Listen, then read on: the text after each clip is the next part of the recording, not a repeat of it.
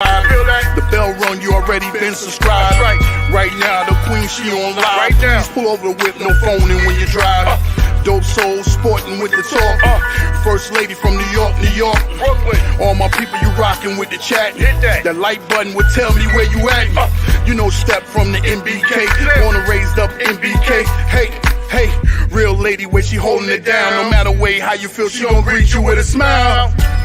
Sister, you one of a kind. Yes. Oh, sister, it's time you That's shine. Dope soul. Where you at? Where you at? Dope soul. Where you at? Where you at? Dope soul. What? Dope soul. What? Your soul. Where you at? Where you at?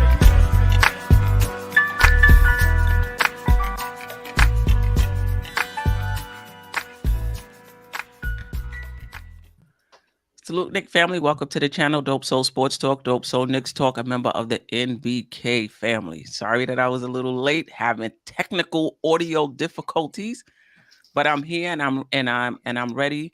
We're here usually every Thursday at 9 p.m., but the Knicks played last night, so we're here Friday 9 p.m. Talk about the Knicks, the weekend review. We're gonna talk about. I want to get the pulse of the panel and the pulse of the chat. You know, obviously we were all flying high when the Knicks were on that 9-game winning streak. Not all of us, but most of us. Now we're on a 2-game losing streak. So I just want to get the pulse of the panel and in the chat. How we feeling right now? Also want to talk about Brunson. The word came out today that he's out for the game tomorrow against the Clippers. And just what's his impact if he can't play the rest of this West Coast trip. We'll talk about that. And then we're going to revisit a conversation we had when the Knicks were rolling, which were playoff concerns, right? So we'll talk about the Knicks shooting, or lack thereof. We'll talk about whether or not we could trust both Randall and Brunson in the playoffs. We'll talk about a few other things. Anyway, let me get the panel in, including Smoking Nick. How's everybody? Chilling. Salute, Steph. Salute to the panel. Salute, Ad J. Evening. Nick. You already know what it is. All right. Nick. Yes. I'm gonna encourage us to try to be on camera unless there's something we have to do. Obviously, it's okay to go off. All right, let me just shout out the chat real quick. Geraldine, MacGyver, Wonder Woman, Kerry Cox, Delano, Steele, Pudge, Nice, Dwayne, Dennis. I think we got everybody. So let me just get the pulse of the panel. We went from a 9-game winning streak to a 2-game losing streak. And throughout the season, the Knicks have been kind of streaky like this, right?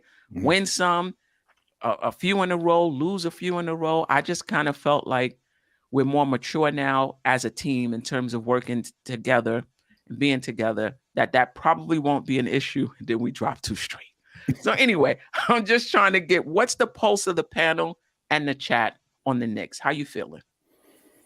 I'll go first. I'm actually fine, man. Like I guess I'm the type of person that don't really get too high or too low anyway. Mm-hmm. But that 9-game winning streak, that was and the way that we were playing during that streak. I mean, don't get me wrong, it is a concern with Brunson because that ankle, like if he can't go, you know, after this week or this coming week, it might be a problem then because of IQ being so inconsistent when it comes to his shooting. But yeah, I'm not really worried like that. Like the loss last night to the Kings, like the Kings are a very good team. They have the #1 offense in the league. So, you know, and we almost pulled that out without Brunson playing in the second half. So, you know, to me personally, I'm fine. I'm not jumping out of the window. I don't think we're gonna just lose like 5 or 7 straight or anything like that. I think we're fine. I think we'd be good. Even if we do lose to like the Clippers or whatever. I think after this road trip, maybe lick our wounds a little bit, but once we get back home, I think we'll be straight. Okay. All right. Ajay, and then we'll get to the Smoking Nick. How you feeling? Hey, salute Queen. Smoking Nick, Geraldine McIver is always first lady.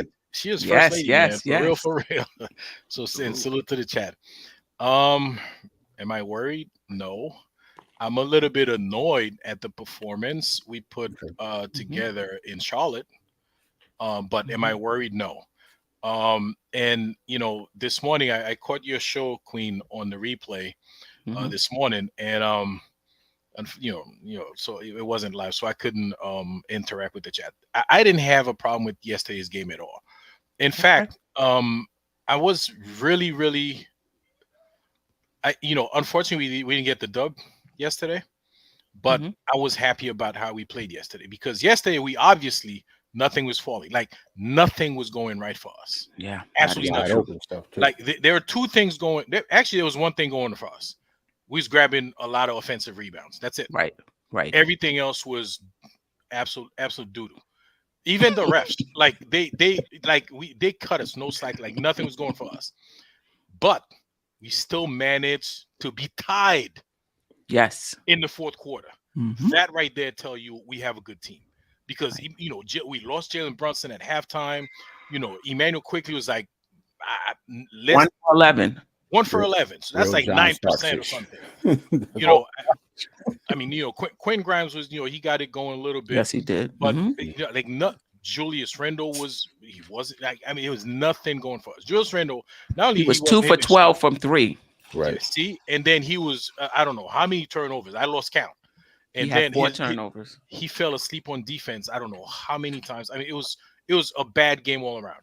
But we still could. I mean, had we something simple, if we had our free throws, we probably could have won that game. Yes. Right. You know what I'm saying? So that right there, to me, that's a good feeling that we played that bad and then we're still in the game at some point. So no, I'm not worried, because if we can play that bad against such a good team and still be in the game, I'm not worried, because like I said, two more 3-pointers, or 2 more defensive stops, or a few more free throws, we probably could have won that game. So no, I'm not worried about it at all. Like Jarrell said, I'm worried about Jalen Brunson's health. That's crucial at this point. Okay, but a little later, I'll tell you why. It's okay. They should rest him, and I'll tell you why. Like when we start getting into it. Yeah, we're gonna talk about. He got his own segment. We don't talk about him. So, yes. Smoking Nick, welcome. How y'all doing? Good. Man. What's up? Salute. I was actually at that game last night, and so I got a pulse for what was going on, and so it lines up with the question that you asked. What's the temperature? I didn't feel bad. We was down 20 by halftime. You feel what I'm saying? And while I'm talking my mess to the fans, I thought we played a little sluggish last night. We looked a little lethargic, stuff like that. We wasn't as cohesive as we normally are. And, I know we run an ISO offense, but Jalen looked a little off still. Randall looked a little tired. You know what I mean? And you could just see it. So, but for us to still compete in that game, and to, for me able to talk my mess at the end of that fourth quarter, you know what I mean? It was epic, because I was like, oh, y'all can have it. The first half was y'all's. But when we come back, don't be mad, right? And when we did, I had them mad. But ultimately, we just wasn't able to close it out. You know what I mean? So I wasn't mad at the performance. Like, I didn't leave the game like super upset. I was like, oh, it's competitive. They could have blew us out by like 30 or 40 if we gave up and, you know what I mean, just gave the night away. We didn't do that. We kept it competitive. We fought back, and we came all the way back. We just couldn't close the deal. You know what I mean? And I think at this point, rest might need to happen for some players. You know what I mean? Julius has played every game. Hartenstein has played every game. Like, I think at this point, you might have to, just call a sick day. Yeah, I mean, I think the issue is in terms of resting is that we're in the middle of positioning. And obviously, if he's injured, he's injured. And if he can't play, he can't play. We just have to deal with it. But there's a difference between resting somebody and somebody can't play, right? I don't know if we have the luxury of resting people who can play. You know what I mean? Right. But I'm not concerned about the team either. The Knicks are a very good team, in my opinion. Good teams lose games. Good teams have poor shooting nights. Good teams have poor defensive nights. Good teams lose 2 games in a row. You know what I mean? So I'm not I'm not concerned about the Knicks having lost 2 games, but I have kind of tweaked my take on the Charlotte game a little bit. And now when it comes to Charlotte, I will say fatigue was a factor, but it wasn't the reason we lost the game. I think it was the reason it was a game in the first place because we were tired, right? That was the reason it was a game, right? Yeah, because if the Knicks are not tired, that's not even a game, right? So I tweaked that, a little bit. There's some things we could have did down the stretch of that game to win. There's some things we could have did down the stretch of last night's game to win. So my question is Brunson that important down the stretch, or do you think it's a little bit overblown? Now, this is what I'll his presence down the stretch. Now, this is what I'll say. Just a little pushback on the narrative that it's solely because of Brunson that Randall is playing the way he is. I do think it's a factor, just having Brunson there, and Randall can just be Randall. And that's one of the things that I wanted when the season started. Don't handle the ball. Don't be a facilitator. Just get to your spots and let somebody else handle the ball. And that's what Brunson has been doing. And I agree that that's freed Randall up. But he still had to take advantage of that, of that freedom. And that's what he's been doing. So, when I'm listening to the telecast, shout out, I thought Stan Van Gundy did a really good job. I enjoyed listening to him.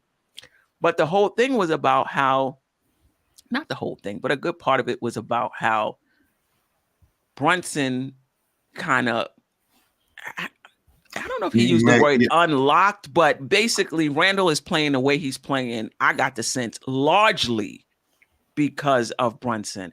I think Brunson is a factor, but I think Julius Randle put in that work, and got better as the season went on. But anyway, just your thoughts on, do you think Brunson being out the Charlotte game, being out the second half of the Sacramento game was a major factor, or do you think that's being overblown? Well, I'm not even to cut y'all off. I'm sorry, because I did want to respond to some of the things you said, because I think both can be true. Two things can be true at the same time, right?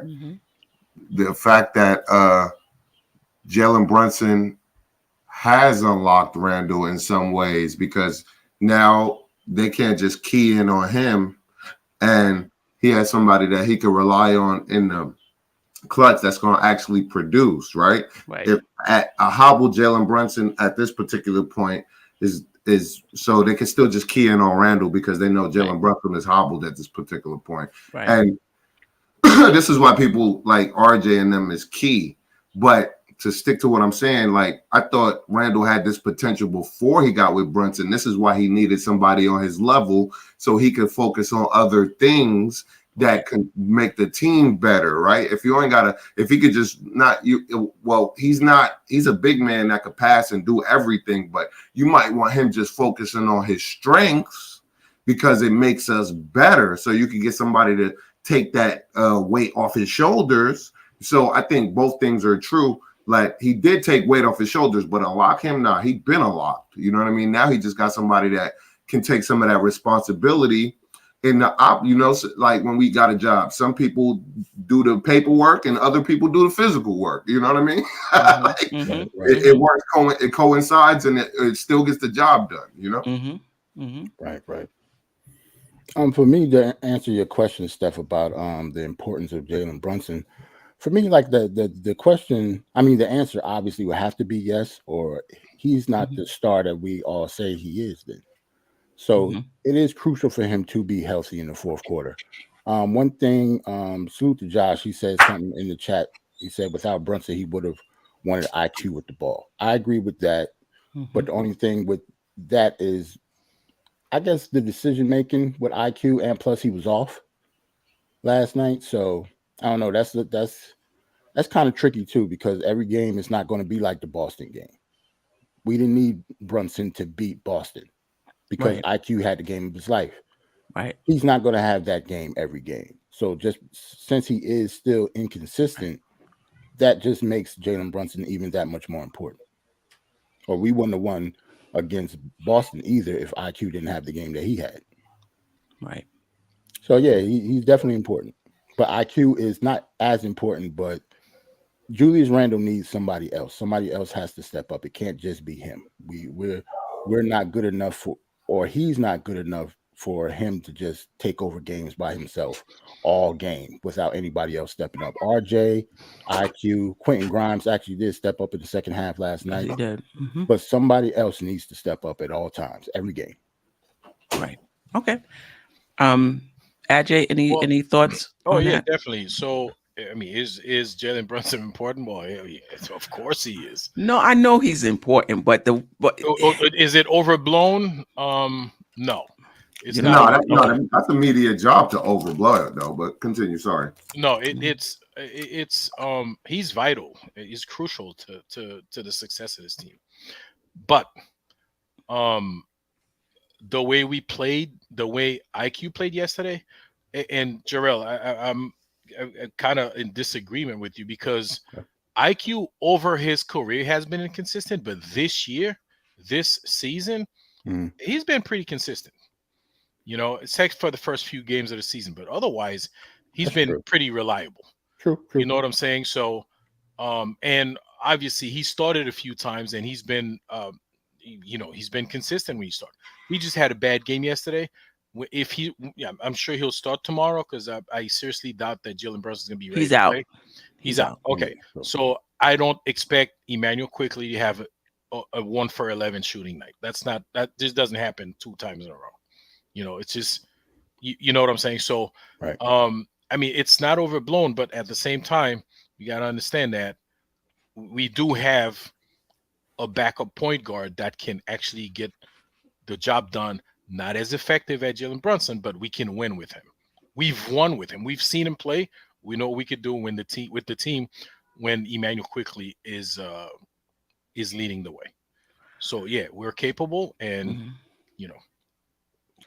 Yeah, I mean, what I'll add with quickly is even if he's not shooting well, just to facilitate the offense, because I thought yesterday, because that keeps Julius Randle in his role, and I talked about this morning on the morning show.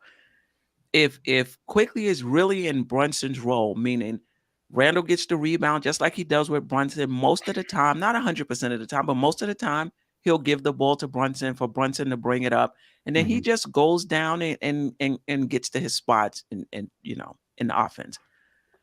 And the similar thing could have happened last night with IQ. Get the rebound, give it to IQ, get down. But I don't know if he felt the responsibility to try to facilitate. I just thought that he seemed to be back in the role of 2 years ago and last year of facilitating the offense instead of getting to your spots. Now, part of that was they were crowding him. They were doubling him. So he was in a way kind of getting to his spots, but it really wasn't much he can do except for the fourth quarter. I'll get to that without forcing it. Right. So it was kind of a fine line. But anyway, I'm just thinking we could have used Quickly more to bring the ball up the court last night, even though he did not shoot the ball well. Yeah, I think the Kings were playing super fast too with us. They were, like you said, they were doubling everything. They was crowding the paint a lot.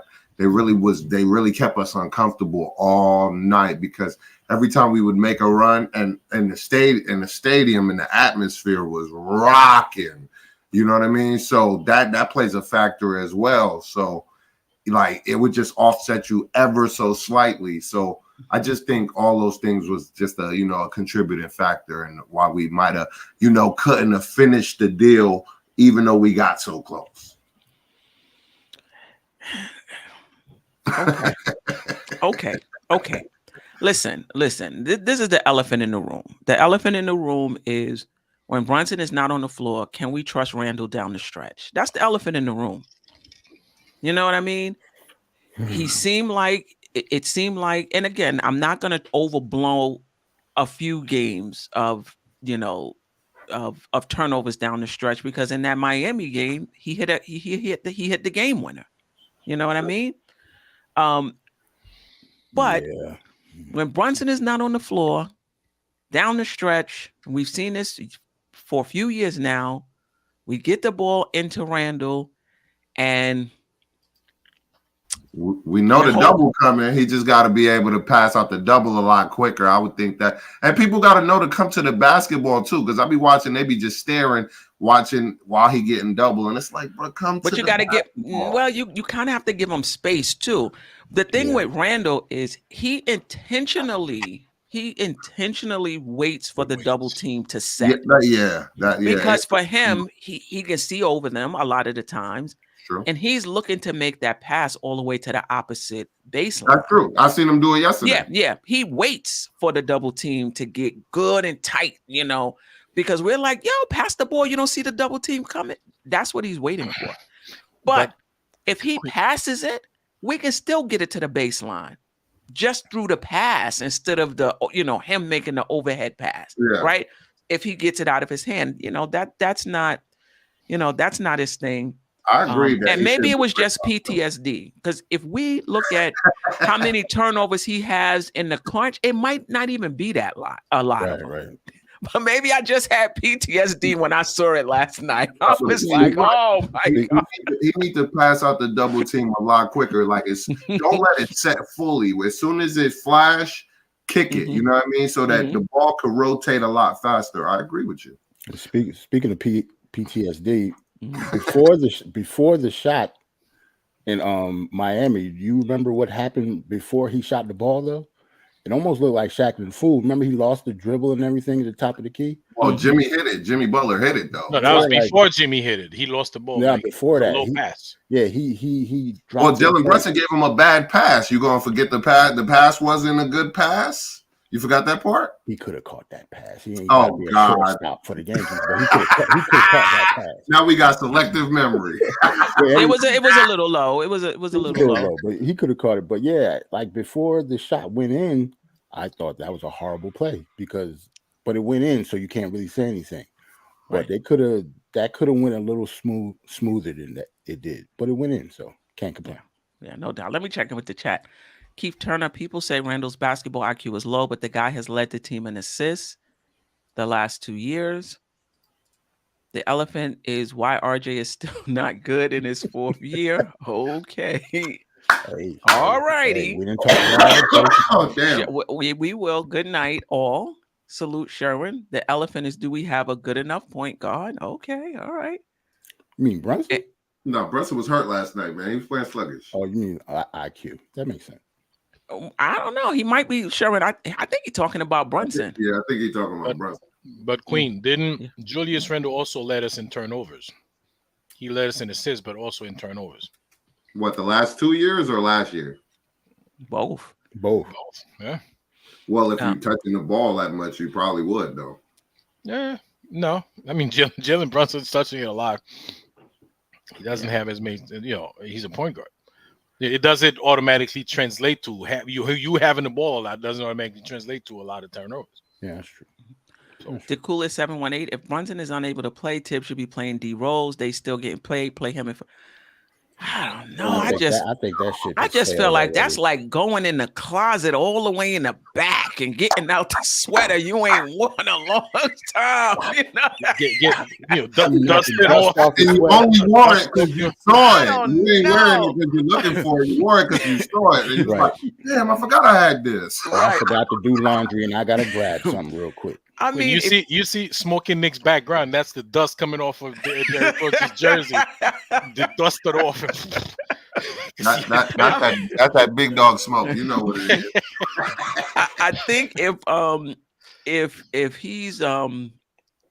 he's pressed into duty because of injury, okay. But just like, I need a little change right now. Let me just go and see. I don't know if Rose is that guy.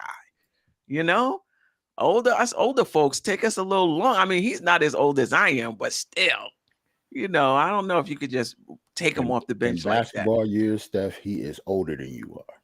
In basketball years, like D Rose is old, man. Like we need to admit that. Like it's time. I'm not saying his time has passed. Like he can't be on a team or whatever, but him saving us is not part of the equation anymore.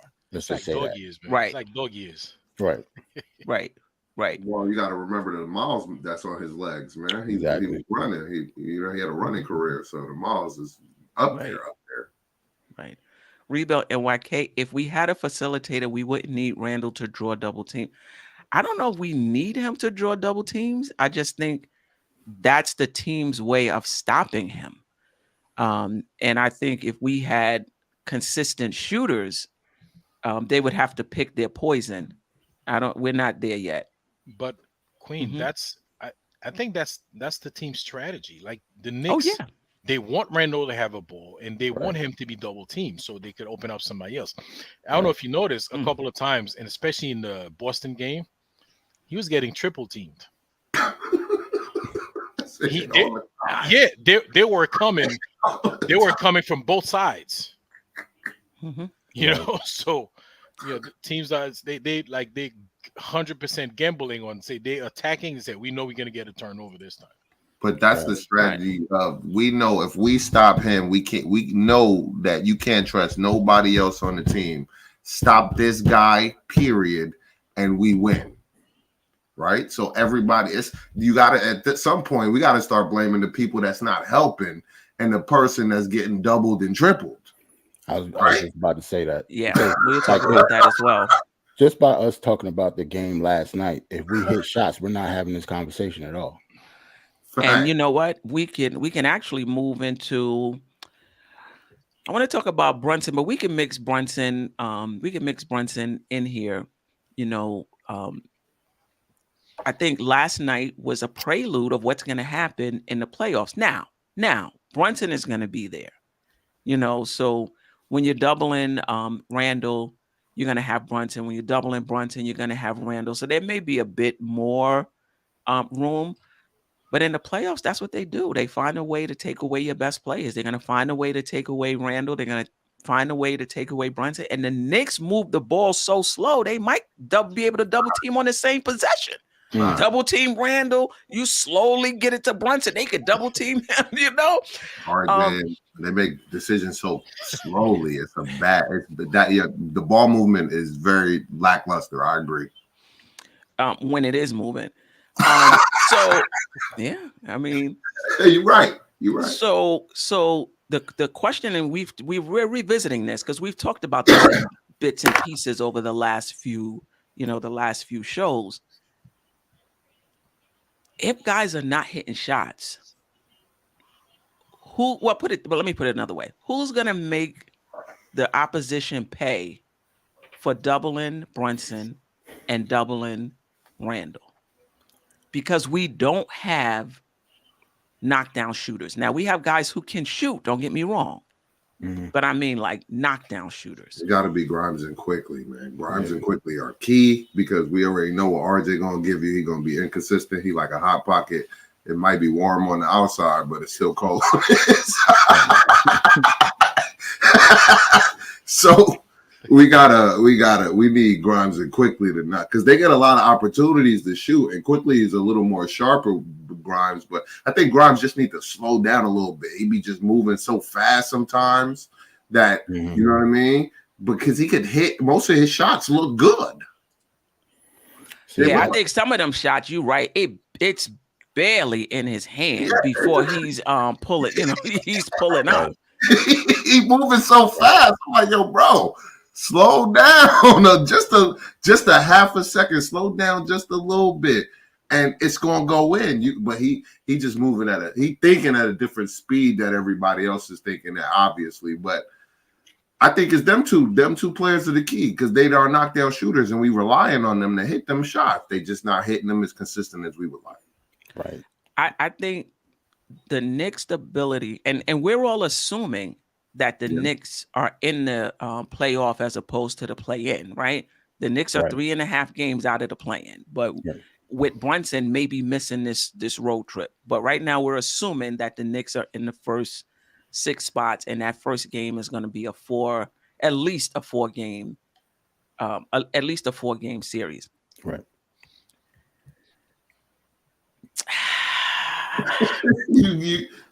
Put it this way. We got two Knicks teams. the Knicks team that hits their shots off of Brunson and Randall, whether they're double teamed or whatever it is, and we got the Knicks team that's not hitting shots off of those guys. Mm-hmm. If the Knicks are not hitting shots that they get off of Brunson and Randall, the Knicks are not getting out the first round. Yeah, I understand that. That makes sense. 100%. They're not getting out the first round. I disagree because our defense keeps us in every game, right? So it may look bad, like even though we like last night, we had a terrible doggy game, right? It was super dodgy. We was missing, and we still came back and had a chance to win that game. That was amazing. When everybody was missing. I was like pissed off, but literally, because this the one game I get to go to a year, and I'm like, y'all gonna blow it? Y'all down 20? So I tried to keep the faith. They came back, they showed up. But what I'm saying is that they had the Randall, when you said 2 for 12, Emmanuel quickly went 1 for 11, you said? Yes. Yes. I'm paying attention. So and we still had a chance to win that game. So we can't overblow things like this when even though we may have took like a minor percentage slump, we still had a chance to beat one of the best teams in the NBA that ultimately had a worse record than us. So they came up on us. We didn't, you know what I mean? I hear what you're saying, but in the playoffs, we would be 0-1 right now. That's what I'm talking about. The playoffs, we would be 0-1, right? We would be 0-1 right now. So the only point I'm trying to make is Randall and Brunson alone is not going to get it done. Right. They're going to do whatever they can to take them out of the game. And if those other guys don't show up, the Knicks are not getting out the first round. Right. I don't think and this is for any team. This is for any team because that's the playoffs. Whoever your best player is, you try to take them out unless they're elite. And you could do all you want to take them out. You could just slow them down, but you ain't taking them out, right? Grimes, if we going into the playoffs counting on Grimes, so it may have to be different people on different nights because I think that's a lot to ask for Grimes. Not that Grimes is not capable. I just think that's a lot to ask for him in his 103rd game. Somebody said on Twitter, 104th game. To be a consistent knockdown shooter in the playoffs and make them pay most of the time when they double team Randall and Brunson or trap them or whatever they do to get the ball out of their hands. Maybe it's going to be different people on different nights. I trust IQ. Yeah. I'm sorry, Joe. I trust IQ, but IQ, this is IQ's second time in the playoffs. Mm-hmm. Right? I trust him, but this is his second time in the playoffs. The playoffs is a different animal. RJ, not so much. I think he's going to step it up, in the playoffs. So all I'm saying is last night helped me see what I kind of thought, that in the playoffs, if they're able to take, now Brunson wasn't in the game, but if for whatever reason they're able to take those guys out and the other players don't respond because the moment is too big, because they don't have a lot of experience, because they just haven't been there, or maybe they just not hot, the Knicks are going home in the first round. Right. I actually think the microscope should be on RJ, not Grimes and Quickly. Like, I expect them to be inconsistent, to be honest. At this point of his career, RJ should not be as inconsistent as he is. Like, he got to step his game up, especially when the playoffs come. It's just really that simple. We might go as far as good as he's playing. Because if we have a bad playing RJ, we don't have a chance to do anything in the playoffs. Unless the other guys do like Quickly did and just play on such a high level to overcome Brunson not being there. That's true. Like, we get Boston from the last Boston game Quickly. He's averaging like maybe in the 20s and shooting lights out. And he's always going to play good defense. But if he's shooting that well and averaging like 20-some in the playoffs, then RJ could take a back seat sometimes. But he's supposed to be the person that we're talking about, not Grimes and Quickly. Jarrell Williams in all caps. You screaming at us? Why don't you expect RJ to show inconsistent play? And that's all, he's shown us. Man. Illmatics. That being said, Hart may be the guy we need to be the person to step up more. Listen, he was a monster last night. He was everywhere last night. I can't complain about Josh Hart at all. No, but he's just not a knockdown shooter either. Right. But and everything else, and the timely threes, this guy. Yeah. Last night. Like Josh Hart. Gotta resign Josh Hart. Part of the problem is that the people when you're getting paid a paycheck, right? And you get the paycheck to do something specific, right? The shooter's supposed to shoot, the ball creator is supposed to ball create, the rebounder is supposed to rebound. That's what you're getting paid to do. So the shooters wasn't shooting last night. They was inconsistent. The ball creators wasn't ball creating, and the rebounders wasn't rebounding. So we fell just a little bit short. We got punked. I ain't gonna lie, we got punked just ever so slightly. It wasn't a major punking, but you know what I mean? De'Aaron Fox blowing past everybody on the. I'm like, yo, what? That was gonna happen anyway. No, but I don't know about punk. He that good though. Yeah, I know he's good, but like he was doing us last night, and I'm like, I can't believe this. Like. Nah, I believe it. He's number one in crunch time points in the entire NBA, and he's number 2 in fourth quarter points. 15 of his 23 points was in the fourth quarter. That's what he does. And that's what he does. What attributes alone, he's just the fastest person with the ball in the entire NBA. I mean, he left Hart standing outside. Yeah, it was crazy. It was in the cold. He was shivering. When they say watching it in real time, it's crazy. When you literally watch a dude make like a shoulder move and a dude is still over there and he blew past, I'm like, yo, my man, you knew he was going that way. You couldn't react.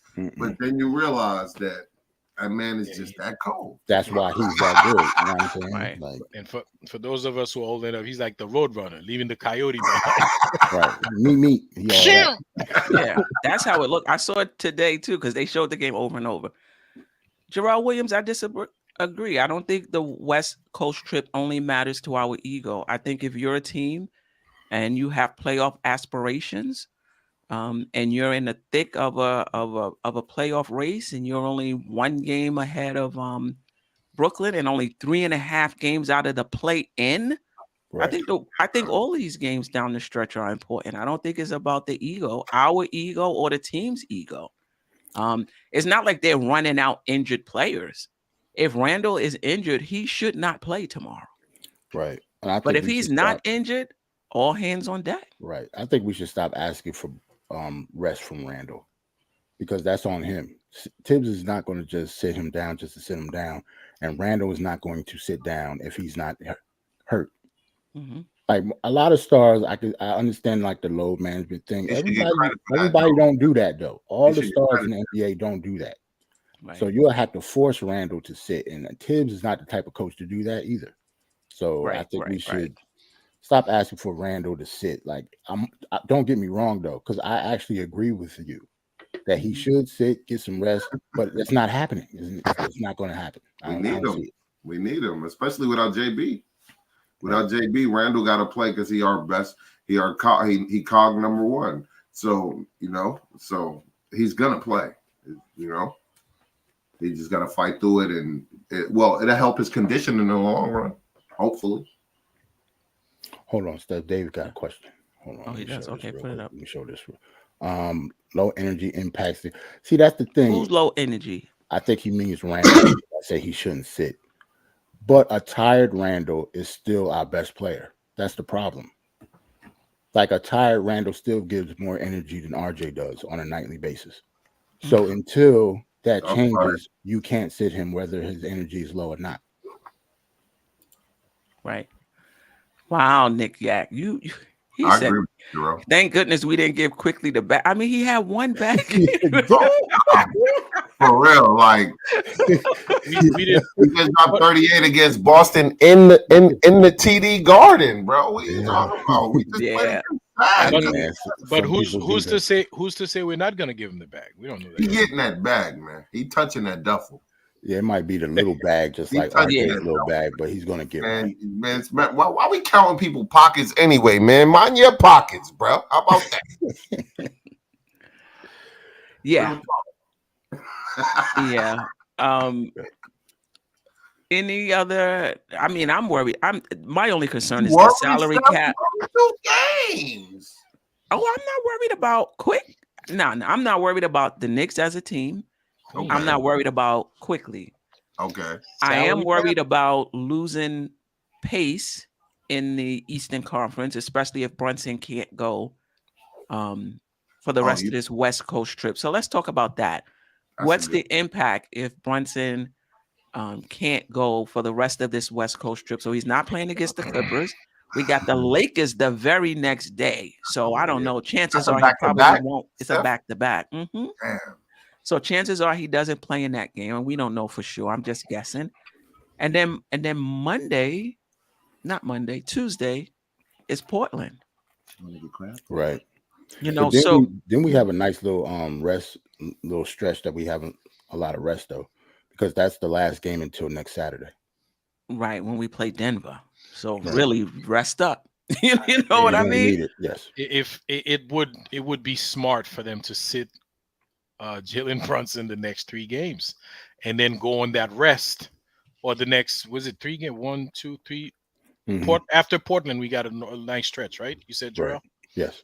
And so now he'll have like a good 10 days to heal up, Mm-hmm. and then we could go for the home stretch. It would make sense. I think maybe the next 2 games and maybe see how he feels on Tuesday. Listen, we got to lose to Portland anyway because Cam Reddy is going to have a 50. So we need to worry about that. We in the Garden though. Yo, look, man. He's going to show out. What's up? What's with all this? I doubt talk. Haven't they proven enough already? But the question is, without Brunson, if Brunson can't go in his West Coast trip, but Steph, how does that impact the Knicks? No, I understand. So can I? Okay. But no, hold on, Angel. Let me just say this real quick. Haven't we seen Brunson be hurt earlier in the season, and we won most of those games? Right? I don't know what our record. Was. I think earlier. we won all 4 games. He didn't play. We might have lost one. I don't know the record. I'm just. No, I think we've won. We've won more than we. I don't know what the record. Probably. And we should be a little concerned about Brunson's health at this point. A small man with a lot of feet injuries. We should be really worried about that. I ain't gonna lie. But as far as the team, I think the team can step up, because even though RJ is our weakest link as far as like somebody that's supposed to impact the game that doesn't impact the game as much as he should, I still think that he will do enough, and he does enough to help us come back in games and actually win games. So I'm not just gonna throw him in the trash can yet. I need to play it by ear and see a little bit more, like let the season finish, and then I can make a full assessment before we get to the playoffs.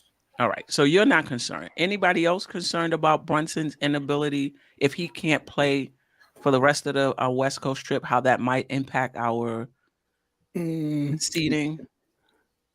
Maybe a little bit, because I think the next 2 games is going to be really, really tough, because the Clippers are obviously good. The Lakers, since the trade deadline, they got like the #1 defense in the league. So yeah, it's going to be tough without Brunson. Like IQ has to step up, and RJ obviously. But yeah, Julius Randle, like we said before, obviously isn't going to do it alone. We need those guys to step up in Brunson's absence. If they don't, we will lose both games. Ajay, go ahead. Okay, so they should rest. They should take care of Brunson's health at all costs, whether it costs his games or not. They should absolutely. I would sit him the next 3 games, and plus the time we have off, that'll give him a nice stretch to heal up, right? But hear me out. Smoke and Nick pointed out that we can win without Jalen Brunson, right? Like the Lakers game, we could probably beat the Lakers without Jalen Brunson, right? I don't know about what, when you don't think we beat the Lakers? I mean, we can beat anybody. I'm just saying that everybody has to show up. Let's not act like we're going in there playing Charlotte again. Right. I just you said know what I mean? Since the trade deadline, they have the #1 defense in the entire league right now. So it's gonna be tough. And with a little luck, Ambulance Davis will probably be out that game too. So we might Ambulance Davis. so we might be all right. But hear me out. You know, what I'm about to say is probably not popular, right? Because everybody, like to say, no, you got to play every game to win, every game to, even though it's still early, we still have like 20 somewhat games. How many games we got left? 16 or 17? 16. Not even that much. It's less than that? I think so. I think it's like 16. So Yikes. Okay. It's not terrible if we lose. Like, let's say we go, 500 on this road team. It's not a terrible thing. Okay. I know everybody wants to be 5th or 4th seed. 9 in a row. We panicking after 2 losses. I know. But It's not a panic. It's a no, y'all not panicking, but there are people panicking. Oh no, I'm not panicking, but it's a legitimate question. If he can't go, we got 14 left. 14. We're on a tough. So that's even less. A tough West Coast swing. We're only 1 game up on Brooklyn. They look like they beat Minnesota right now, so they're not half the game up on them. But they don't have to catch us. We can fall into their lap. That's what I'm saying. Depending on that's a great point. We can fall into their lap depending on how we play. So this is the point. I'm and the Knicks only 3.5 games out of the play-in, the 7th spot. Right. I'm not worried about Brooklyn. I'm more so worried about Miami because you got to avoid the play-in. I don't mind being in 6th spot. I know you guys don't want to hear this. Nobody wants to say, "Oh, we want to play, we want to beat, we want to." I don't mind. The 6th seed is our sweet spot. Nobody's listening to me. The 6th seed is the path of least resistance to us. Okay, if we want to probably win the first round and then hit a brick wall, 4 or 5 seeds we're good. But the 6th seed gives us a better, right now, the way standings are right now, the 6th seed gives us a better opportunity to advance further. Right. And like nobody, I'm not taking Philly like. I'm sorry. Go ahead. Stop that soft talk, man. We don't need the least resistance. We need the tough resistance. So when we win for real, right, we be able to sustain it and win again. Nah, I don't know about that, man. Right now, we're trying to get as far as we can. You want a consolation prize or be able to win the championship, and then after that we win it, be able to contend or even win again. But matchups matter, though. There's many teams that have made it to the Eastern Conference Finals because of the path they took, and there's certain teams Atlanta Hawks. They didn't have to. Atlanta Hawks 2 years ago. Yeah, I think what happened is the following saying. year? I think what Ajay is saying. He doesn't want to run into the Bucks in the second round of the playoffs. That's the only. That's all he's saying. Until the very end. I would rather not run into them on the second round either. To be honest, we know the refs going to be on their side. We know their crowd is or the stadium is hard to play in, but I would rather go through that brick wall. And so when we face the next team, whoever is in the championship, we've already faced our toughest competition before we even seen you. So now you're nothing to me because I already faced what I had to. I already faced the beast. But you're talking about the following year because basically what he's saying is that if you come up against the Milwaukee, our chances of winning is less. So you're saying you'd rather do that? Not necessarily true though. That's what y'all think. That's not true. But you have less. You're less likely to beat Milwaukee than you are likely to beat Boston or Philly. I agree with that. But that's all he's saying. That's what he's saying. That's exactly what I'm saying. Yeah. That's so. And if you let's say this year by some miracle you get past Milwaukee Bucks, by the time you're done with that series, like anybody in the West is gonna beat you. Oh, because you'll be like done. So you don't think the growth and the learning experience, they won't catapult them or vault them into completing it? You think they're gonna waste all their energy and they're not gonna learn from that series? Like you coming from a pessimistic attitude. So I'm like, yo, it's just like, oh, even if they by some miracle they beat the Milwaukee Bucks, they still gonna lose. It's like you don't think that can inspire them to finish? I don't think it's about inspiration. It's But about all of it talent matters. and All of it chemistry. matters. It's about talent and chemistry and making sure you're hitting your stride and your shots at the right time. Right. I mean, that's basically what it's about. And I'm with the chat. I'm just focusing on the first round of the playoffs because if the Knicks can't get the support that they need from the other than Brunson and Randall, we going home. It's as simple as that. That's absolutely true. I'm not that bleak, but all right. I mean, so you unless Randall and Brunson play lights out despite the attention that they get. Right. If they play lights out despite the attention that they get, that's what we should expect. Not be so bleak. Like, we know they're going to. I'm not saying you. Let me ask you a question, Smoking. Go ahead.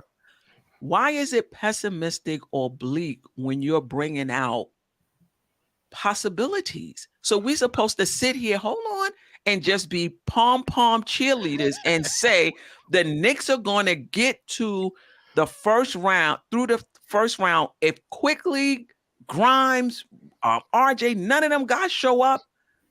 We're going home. We still gonna take it. I don't care how positive we are.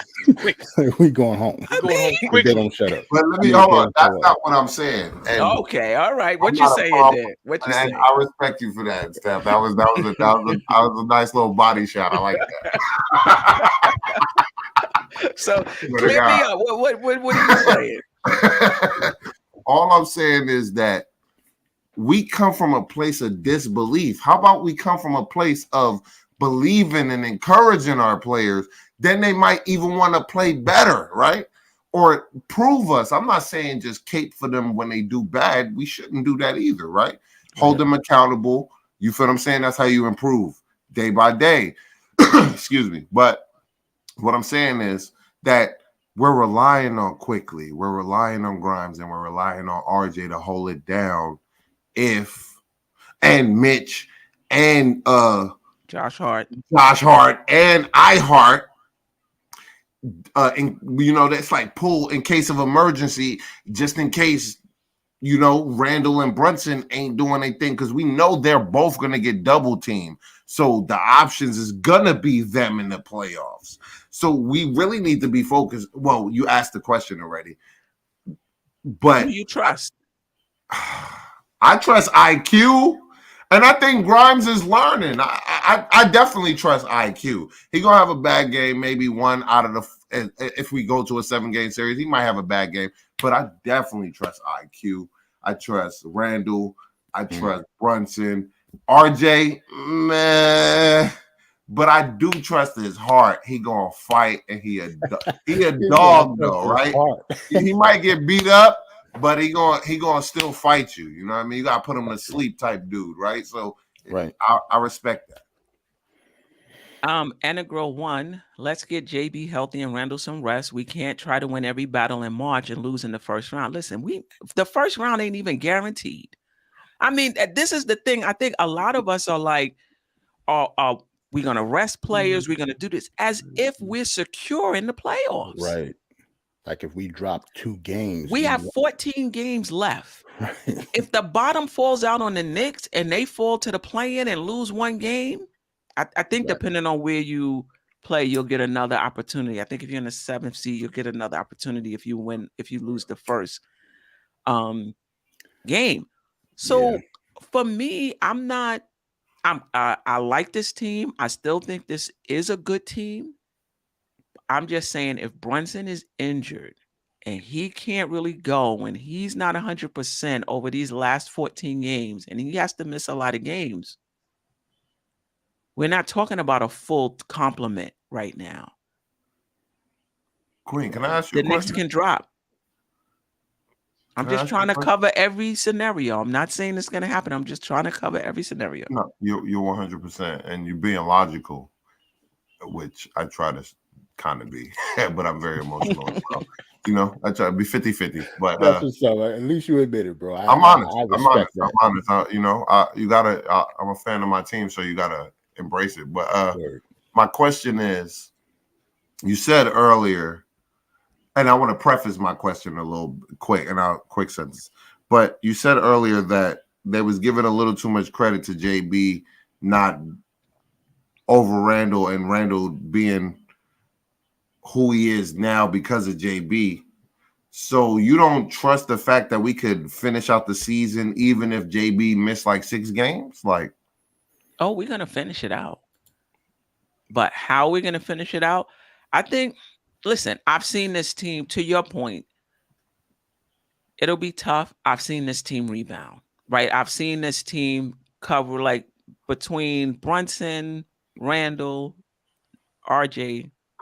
They've missed 14 games combined, which is not a lot, including IQ. I believe they said that on the telecast.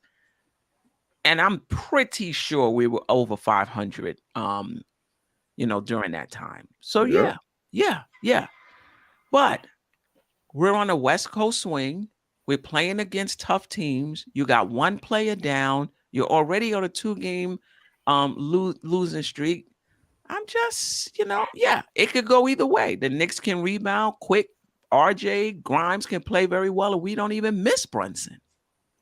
Right. But, you know, I'm hosting the show, so I gotta. You gotta throw the grenade. You gotta throw.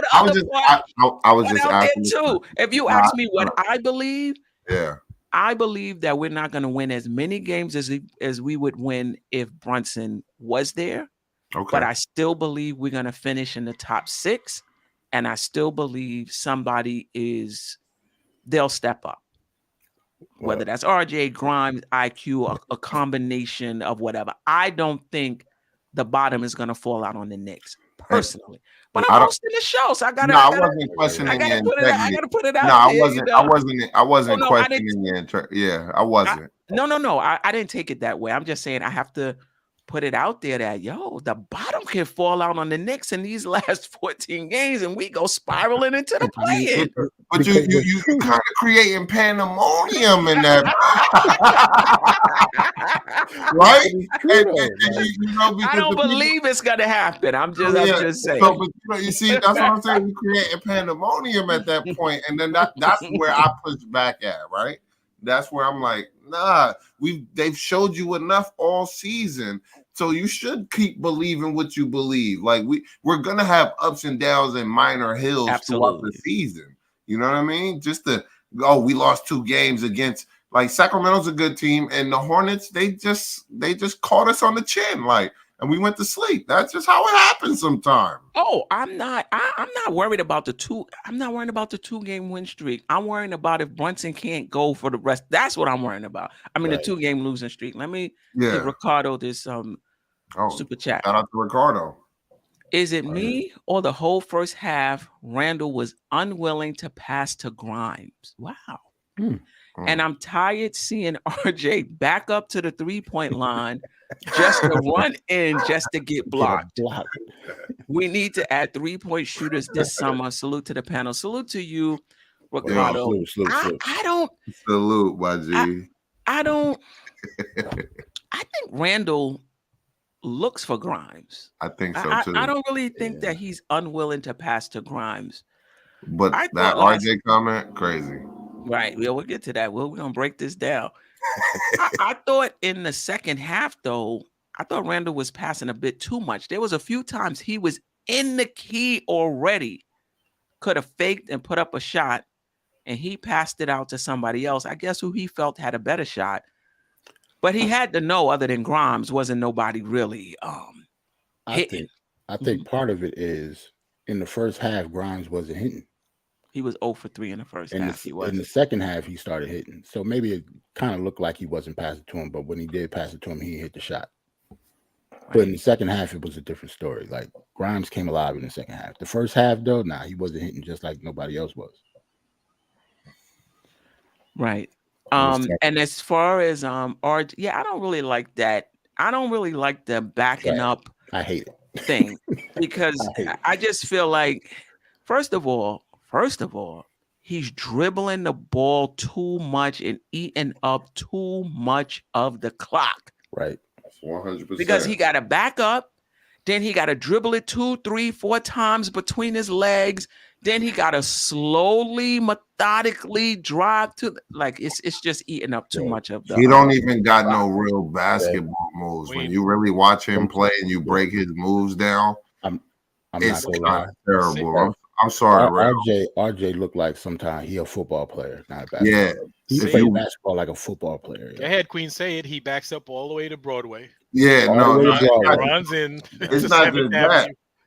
And if you're going back up that far, right, you should be able to blow past your person when you get. So you're backing up that far so you can clear the lane, and then you can back. How you gonna back up that far and then still struggle to get to the lane? Why are you backing up? I guess you know how the quarterbacks do. They back up a little bit to get the space that they need to do in the pocket. To do what they do. Listen, RJ has do that. Right. He needs to stop that. I ain't gonna lie. I agree with Ricardo. He needs to stop that. He had a bad game last night, and so did everybody else on the Knicks, not named Quentin Grimes and Josh Hart. Right.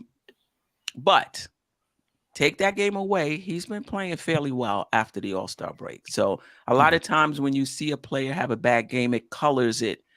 And it makes it seem like, more of the same. But he's been playing pretty all right after the All-Star break, efficiently as well. And he's been shooting efficiently from 3-point line from the numbers. But every time I go to the stat sheet, he 0 for 5, 1 for 3. But then when I go and get the composite, of how he's been doing 40% or 41%. His looks are beautiful. He get good looks. He just can't finish them good looks, and that's the problem. RJ get a lot of good looks. That's why I laid off of RJ. I was killing RJ the first 2 years I started podcasting because I'm like, yo, I'm not even going to say it, right? Mm-hmm. But because I've laid off of him. I let him live because now we got 2 legit basketball players on our team. So I'll let him grow and learn at the point. But when he was on the face and people were trying to make him number 1, I'm like, no, he not good enough to be that. So if you know basketball like we say we do. But at this point, you just got to let him learn, let him do his thing, and hope for the best that Jalen Brunson's foot injury is not a real injury, a lingering injury that's going to, surpass the regular season. And if we give him a little bit of rest, that he'll be able to sustain throughout the playoffs and stuff like that, because we don't want this really to linger in the playoffs and then we miss games and important games, and that's another factor, you know what I mean? That'll really mess us up if we even have a chance to do things or make any type of noise. I just want to get to Ricardo's last point, the 3-point shooting. When you look at so like some people complain about our offense and how Brunson and Randall, are utilized. They're above average, if not elite, probably above average ISO players, right? That's their game. You can run a motion offense if you want. When Randall gets the ball, it's going to stop right there. You can run a motion offense. When they get to Brunson, it's going to stop. We saw it last night with the Kings. Right, because those guys have to stop, dribble, set up their shots. You can have ball movement, in my opinion, no matter what offense you have. If you have guys who are willing to pass the ball and you have guys who are able to read the defense, right? So the Knicks have had beautiful games playing the exact same way in which they've moved the ball around, right? You got to construct this team, to Ricardo's point, where you have knockdown shooters around them to give them the space they need. When you look at Giannis, you're not playing a motion offense with Giannis. especially, he's shooting better now, but let's just say 2 years, he gonna get the ball and you know what he's doing. He's going right to the basket. That's his offense, not pretty. He does it every single time, but effective. What did Milwaukee do? They put shooters around him where you had to pick your poison. Either you're going to put a wall around him and allow our 3-point shooters to rock out, or you're going to stop the 3-point shooters, and that's going to create space for Giannis. You got to choose. And I think the Knicks, to Ricardo's point, in this offseason, have to get some 3-point shooters around Brunson and Randall so that when they do double team, we don't have to hope Grimes is on tonight. We don't have to hope RJ is on tonight. Go ahead.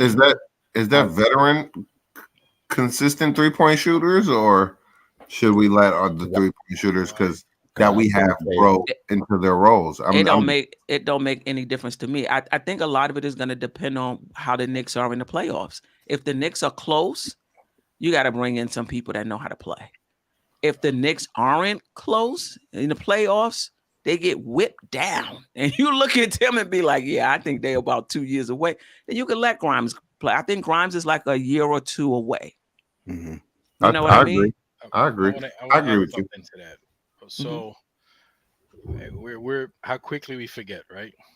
The 4th-year seed, we got Atlanta took us out in 5 games, right? Goodness. We had a problem.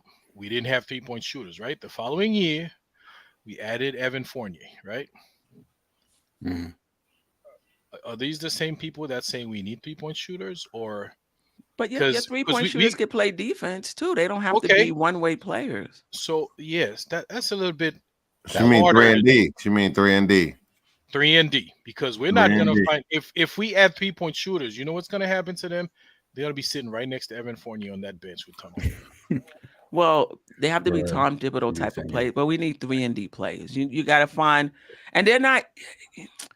You got to look. You got to find them players that can, It can't be Reggie Bullock either, because he's not really a good 3-point. He doesn't. I don't think he shoot it at a high clip.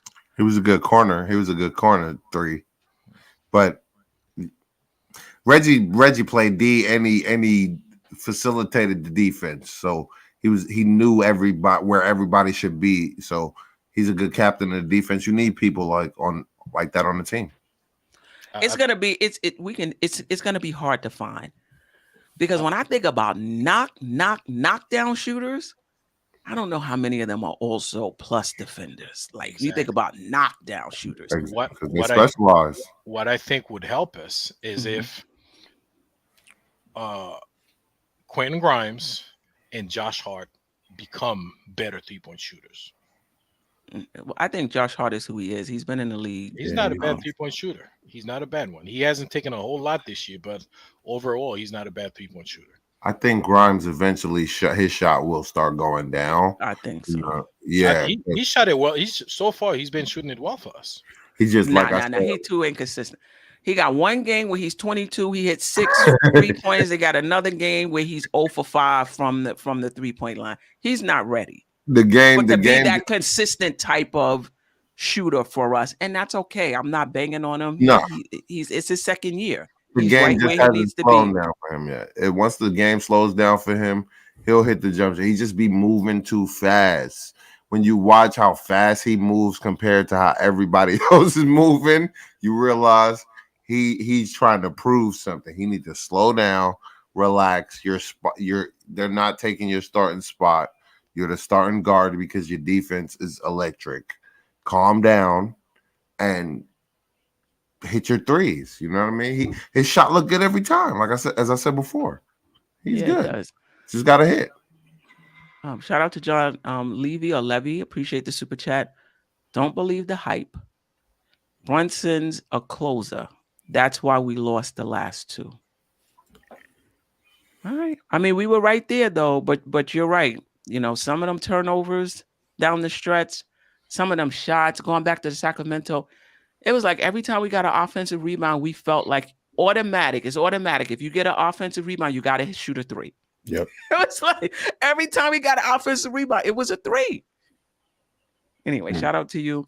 Dwayne Dennis, sorry, it's not going to be an easy cakewalk into the 4th or 5th or 6th seed.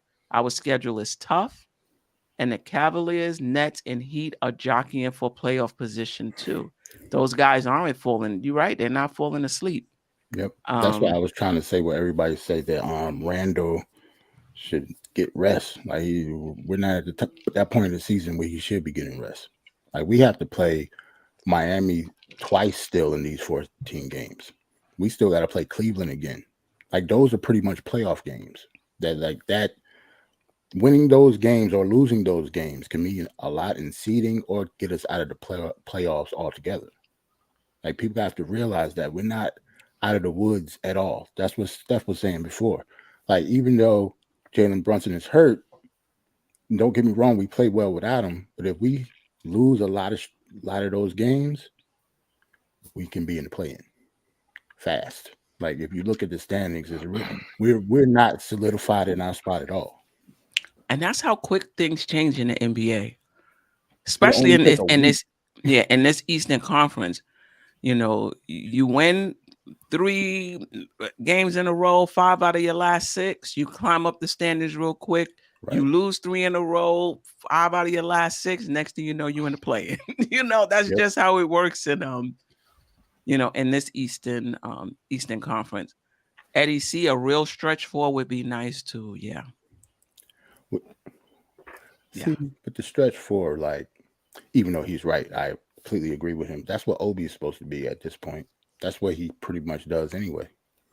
He plays the 4 and shoots 3s. Nah, but we already got a stretch 4. No. Knocking them down though, not just shooting them. I just feel. Listen, all right. Let me read these numbers. And Van Gundy, Stan Van Gundy brought this out during the telecast. The Knicks are top 5 in offensive efficiency, but they're in the 20s and field goal percentage in the league. They're in the 20s and 3-point percentage in the league. They're in the 20s and free throw percentage in the league. Like this is the first team that's top 5 in offense that can't shoot. Right, the Knicks. So the Knicks get their points, you know, off of second chance opportunities, jacking up them 3s, even though they don't shoot it at a good percentage. But if you take a lot of them, you're going to get that extra point and get into the free throw line. So the Knicks shoot 46.5% from the field as a team. That's number 24 in the league out of 30 teams. 3-point percentage, they shoot 35% as a team. That's 22nd out of 30 teams. And the free throw percentage, let me see. Bad. We bad at free throws this year. I mean, we gotta be. I thought I had the free throws. When you say we in the 20s, I believe you. We're shooting like 75, 76% from the free throw line, and that's somewhere in the in the 20s as well, right? So in the playoffs, things get tight, things clamp down, and this is real, Smoking Nick. I'm not trying to be a negative Nancy. I'm just being real in terms of we're not a good free throw shooting team. Whatever. Our bread and butter is we're gonna get on them boards, we're gonna get second chance points, we're gonna kill you in the paint. We're going to outscore you with points in the paint. We're in the top 5 in terms of limiting points in the paint. We're a lunch pail team. We're not going to turn it over. So we're going to keep all our possessions at, on the offensive end to get our shots up. That's how we win. That's how we win basketball games. So we're kind of playing playoff basketball all season. You know what I mean? But it's going to come down to how we close. And if we can get them that timely shooting. Listen, we're asking a lot from Grimes in his first playoffs. But we need it. And it's a learning experience. He needs to learn how to be in this position, right? This is how you get better, you get greater, you do more. You have to experience it. You don't want him to be 6, 7, 8 seasons in and he's never been into the playoffs, right? You want him in his second season where we put all these expectations on him and he might not be meeting all of them, but defensively, he's definitely a factor. So if we can't just let him live until his jump shot comes when he definitely contributes defensively, I think that's overlooking what he could contribute. You know what I mean? Listen. I'm not saying I'm you. not I'm not. No, I'm not saying you. I'm not, no, I know. I'm not taking it personally. I get it. I get it. I'm not taking anything away from his defense, and we need it, but we need Grime to knock down some of those shots that he. I agree with that. I do, because he got a lot. It's a different game. Yeah. Just imagine if we had somebody that could knock down the looks that Grimes gets. We winning 5 more games right now. And RJ, if we would have been at 50 wins already if them dudes would have hit most of the shots that they be bricking their way to be open, and they be open and missing. So we probably would have won 50 games already. Part of the reason we struggle is because them dudes are super inconsistent, and when their best players are out or need help, they can't help. This is the point where they need to realize, like, yo, it's my turn to step up. My man's in them is down, so it's my turn to show what I can do. You know, not take over do what's best for winning and best for the team, but also do the most you can do. You know what I mean? And they never do. They always shrink. Some moments, not the all game. Some, I don't want to. I know what you're saying. I know what you meant. Okay. So there's a game going on, man. The Nets, Nasri just hit a 3-pointer to tie the game. Yep. So they go into overtime. I would think Keith Turner, you mean a backup power forward. Keith said we need a 2, a 4, and a backup. Okay. A 3, a 2, a 4, and a backup point guard. Stretch. We need a whole new team. So what is Obi if we need a backup 4? Obi not no backup 4. I'm sorry. I'm sorry. See, I'm throwing the grenade like you did earlier, Queen. I'm paying attention. You know what it is with this team? There's some games when they're playing at their ceiling, they look like a team that's ready to take on all comers. Because they're tough. Yeah, they're tough-minded. They're hitting their shots. Like, we get a glimpse of what this team could be when they're hitting shots and they're playing defense. The mental part of it, the toughness, that's there no matter what, right? The way they clawed and fought their way back into last night's game. Right. But then there's other games like that Sacramento game where you see how we look when we're not shooting. And you're like, I hope that never shows up in the playoffs because we're going to have a tough time. But the chances that everybody is off, that's kind of rare. Yeah, it's minimal. That's kind of rare that Sacramento seemed like everybody was off shooting-wise. I don't think it was a talent problem. I just think we was off. We was off. Yeah. I think we was off, lethargic. We look a little bit like sluggish. You know what I mean? We wasn't as crisp. We wasn't as sharp. So, I chalked it to that. But it was still competitive, and they still tried to win the game. No doubt. That's true. So going the rest of this season, going into the playoffs, what are your particular concerns, if any?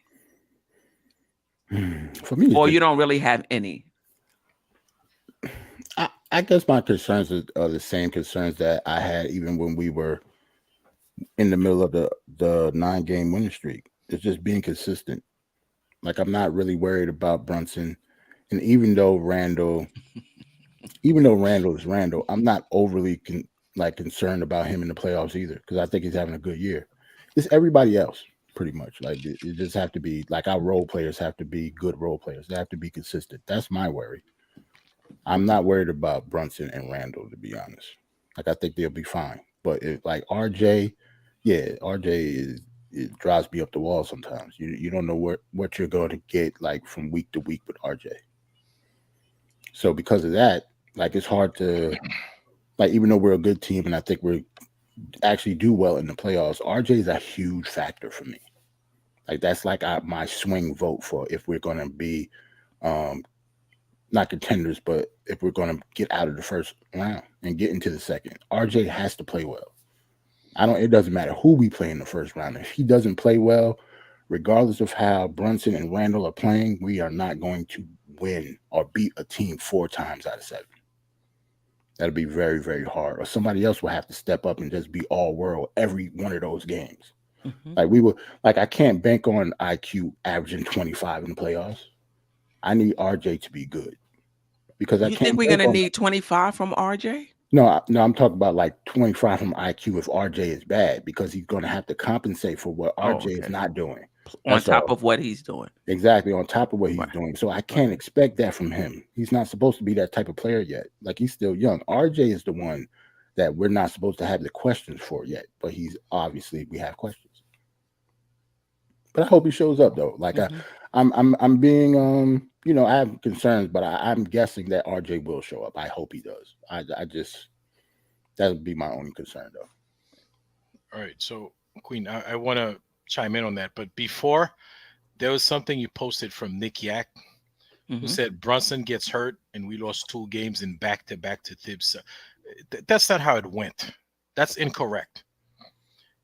Brunson get hurt. We beat Boston. We lost to Charlotte, and we lost to Sacramento. That Brunson played half that game. Right. So that's not we didn't lose.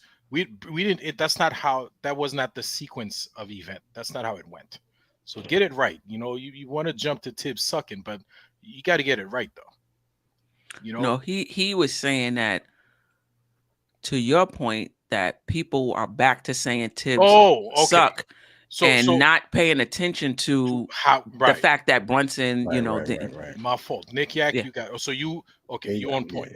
All right. But so basically if you go back a little bit further, that kind of even further proved the point that Nick Yak is saying. We lost Brunson, but we did beat Boston. We did right. And we lost but to Jarrell's point, it took a Herculean effort. I wouldn't say Herculean, but yeah, he was. He was Superman that night. Like if we didn't have that game from IQ, we wouldn't have won that game. No way. Like, he almost had that was his career game. He hasn't had a game in his life that was that good. Hold on, Randall and RJ dropped. Well, Randall had 31 and RJ had 29. Every point mattered, bro. Yeah, I know, but IQ had 38. So how many points did they score combined? You mean the team? No, them 3 players. No, all 3 of them. Listen, every point was needed, no doubt. But down the stretch, IQ 99 points by them combined. Yeah, but I can't. But you don't expect IQ to have a game like that often. That's what I'm saying. He had to have the game of his life in order for us to win by 2 in double overtime. If he doesn't have that game, we don't win. That's all I'm saying. Salute to Jay Boogie. Shout out to the chat. Happy Friday to everybody. The squad is still in Boston. We need everybody to immediately find their second win and finish out the season run they started. Heart over condition. Queen, so I didn't answer the question. Yes. The only thing I'm worried right now, the playoffs, is Jalen Brunson's health. That's it. Yeah, we that is it. I think everything else, we know what we're going to get from those guys. We know what we're not going to get from those guys. But Jalen Brunson's health is critical at this point. So we need him healthy. We need him healthy in order to be able to make a run. Actually, even in the home stretch here, to get to the playoffs and to get to where we want to be, we need him healthy. Right. Put him in bubble wrap for the rest of the season. I I ice would him up. want to, you know what I'm saying? I would want to, but we need him just like you said, we need him just to get there. That's the problem. Yeah, we haven't talked much about Mitch too. I was waiting. I Okay. got yelled at last week. Oh, okay. I'm concerned about Brunson's health. I think he is super important. And that's, I'm stating the obvious, particularly down the stretch. And also because Randall is free to not have to facilitate the ball and not even feel the responsibility of having to do it when Brunson is there. So I am a little concerned about Brunson's health coming down the stretch. I'm concerned about us. I don't know if I'm concerned about us falling into the play-in. It's possible, but I think the Knicks are going to finish 5 or 6. But let me tell you, it's going to be a dogfight. Mm-hmm. Miami's not giving up. Brooklyn, they playing with pride because everybody thought once they lost Kyrie and KD that they was gonna fall out of the play-in. You know what I mean? And they've been holding tough since we lost to them. I don't think we see them again. Thank goodness. So the concern about falling out of the top 6. I would put that at like 30%. Possible. I'm not big concerned. I'm concerned about Brunson, and I'm concerned about when things get tight in the playoffs, not having enough shooting. Those are the two things I'm concerned about. We're banking on Grimes, who's played 103 games in the NBA. We're banking on Quick, who has some playoff experience, but hasn't performed in the playoff, right? So I'm a little concerned about that. Some people talked about concerns about Tibbs. I'm not really. I think that's fair. Because there were some things in that Atlanta series that I would have done different, and I would have liked Tibbs to do different, in terms of making some adjustments. So I think that's fair. But I think Tibbs is on it. I think he's on it this time around. So I'm not as concerned about it. Just certain things that I've seen in games that make me think that, okay, he gets it. Like he was going to take Quickly out in the fourth quarter, and he was like, nah. He seemed to be in his flow, and the game seemed to be hung in the balance. This was in fourth quarter of the Boston game. Okay. The game seemed to be in the balance right then and there. So I just decided to just, keep him in. Just little things that make me think that, okay, all right. But we'll see. It's going to be a test. It's going to be a test for him. So I think those who are concerned about Tibbs, I think that's fair. I'm definitely one of those people. I'm not gonna lie. Yeah. I've always been concerned about Tibbs, though. Like I really don't see eye to eye with him all the time, even though that does not matter because he's obviously a good coach. It's just some things that I don't like that he does sometimes. That's all. And that's fair. That's all. Definitely. Yeah. As far as concerns, when I think about it, like Jalen Brunson's injury is a concern. Whether RJ is going to show up is a concern. Quentin Grimes and Emmanuel Quickly's consistency is a concern. Julius Randle turning his back to the defense is a concern. So we definitely got concerns, right? But yeah. What do we have? What do we have going? What does the team have going for them going into the playoffs? We got dogs. Tough. We're a tough team, man. I actually like the makeup of our team, like with character-wise. Like we play for each other, we play together, so we definitely have that. It's just it's the talent standpoint that messes us up sometimes, especially when it comes to shooting. So, but when it comes to like the personalities on this team and how they play and how they play for each other, I'm all good with that. Like I'm cool with that. I actually think we are one of the best when it comes to like how units gel. Like when it comes to just straight team, especially since Josh Hart got here, Like we have elevated when it came to that. It's almost like, I'm not saying like we're a college team or whatever, but it seems like we have more fun now since he's gotten here. It's just the energy is a little different. Kind of like when he's obviously a better player. Like when Theo Pinson was here, he was dancing on the sideline and stuff. Even though I think we're better than that team, but I just like the way that we played together. We played for each other. It seems like. Yeah, I definitely agree. I think we got the mental toughness going for us. I think the two of our two best players in Brunson and Randall have playoff experience. And so we can talk about how Randall performed against Atlanta, but he understands what it's like now, in playoff games. And then we have Brunson, who not only understands what it's like, but has performed well in the playoffs. So I think we have that going for us. And I guess that's part of the mental toughness. We're going to always be in a game. We're not going to get blown out.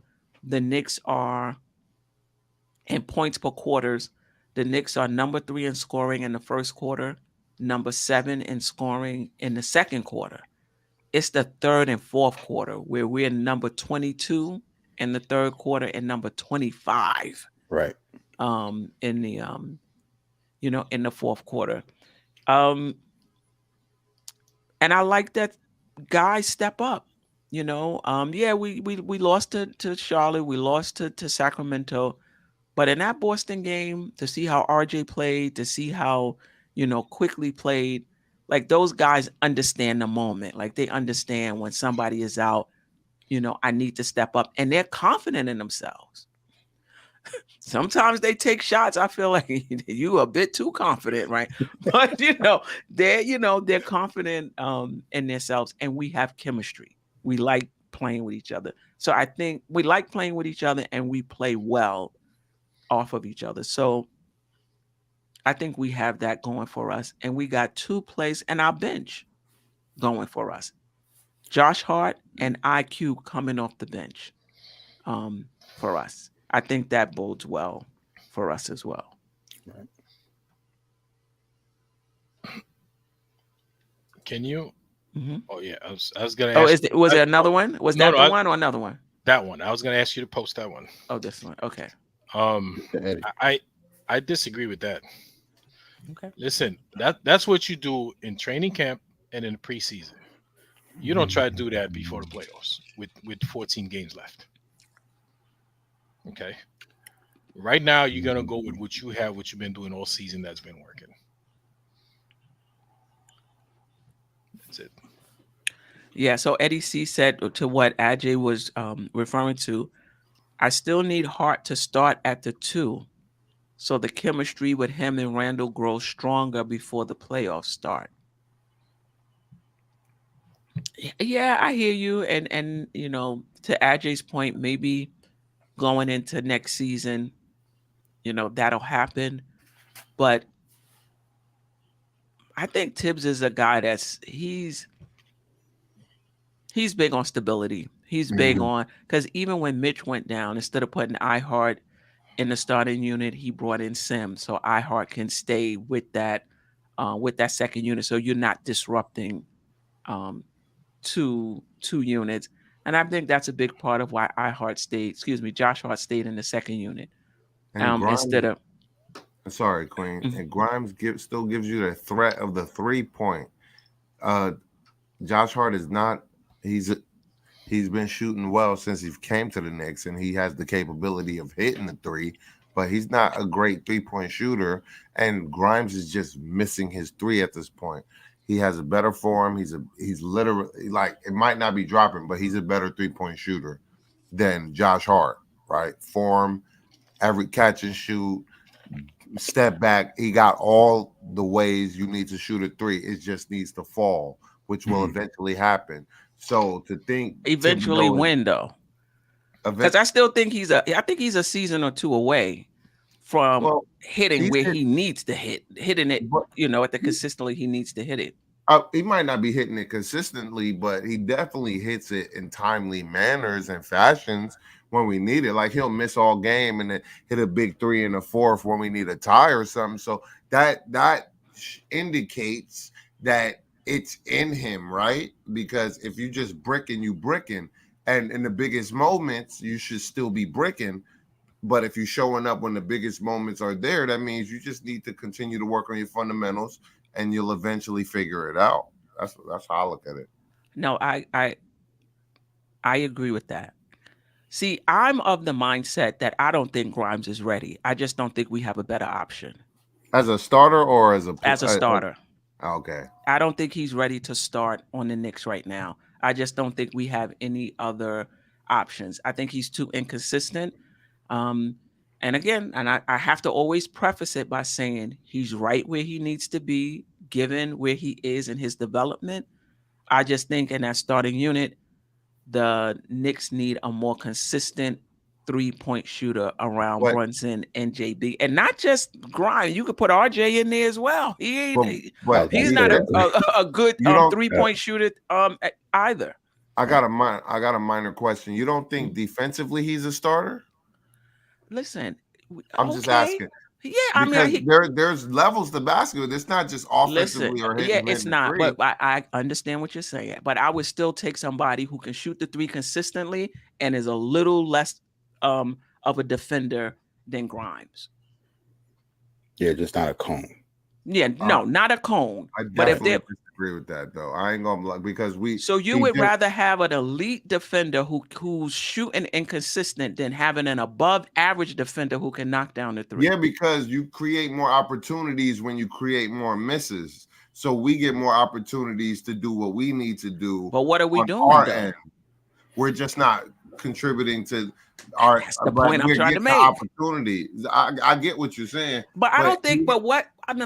He's not creating more opportunities for the Knicks. How is he creating more opportunities? Well, for the Knicks? if he contributes to somebody missing, that's creating the opportunity for us to finish on the offensive. I don't think it's at that. I get what you're saying. I don't think his defense is at. Listen, in today's NBA, he's an elite defender.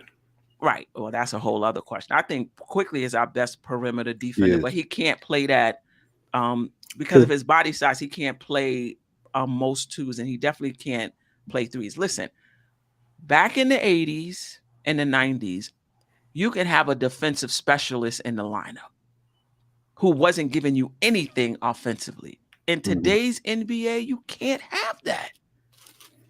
Look at where we were when we were playing McBride. He was an elite, above average, almost elite defender, at least from the eye test. I haven't ran the numbers, but you wasn't getting anything offensively. Now, I don't think, Grimes is on that level. But I think in today's NBA, you got to be able to shoot. If you're a shooting guard, you got to be able to shoot. Or at least, and it's not about form. It's not about it's about knocking the shot down consistently. Right. Now, I hear what you're saying, JJ. I hear what you're saying. I know you really, really like Grimes. I know you really like. RJ should be in there. I said RJ should be in there too, at the 2 and the 3 spot. And this is to Keith Turner's point. Keith Turner is sitting there saying, this is what I've been saying all season. RJ off. This is what I've been saying all season. All since his career. Right. That we need to upgrade the 2 and the 3 spot. Listen, that upgrade can come internally. I'm not saying we need to trade Grimes. It could be that next season Grimes takes the next step, like Quickly did in his 3rd season, and the next thing you know, he's knocking down those shots consistently. RJ could take the next step and be a consistent. Then we've solved the problem internally. But at this point, that 2 and 3 spot, in my opinion, we're not getting the shooting we need from that spot on a consistent basis. And as fans, we got to bank on them being better next year. Just like we banked on RJ being better this year. And unfortunately, he hasn't been. So Hart is the veteran I need to start the games and finish. I hear you. But Eddie C, do you agree, though, that chemistry-wise, it might be better to just leave it the way it is for now and change that in the offseason, if at all, because Hart, to Ajay's, I think it was Ajay's point, or it might have been Smoking. He's not a knockdown 3-point shooter. Like, he can hit the three, but he's not a knockdown 3-point shooter. I don't know. I don't know. Like when Josh Hart first got here, I agree with Eddie.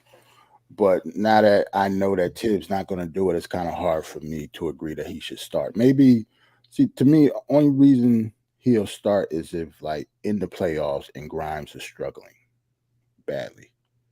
Just like he did Alfred Payton with Derrick Rose when we played Atlanta. Like, he took him out of the lineup, or at least he wasn't starting anymore.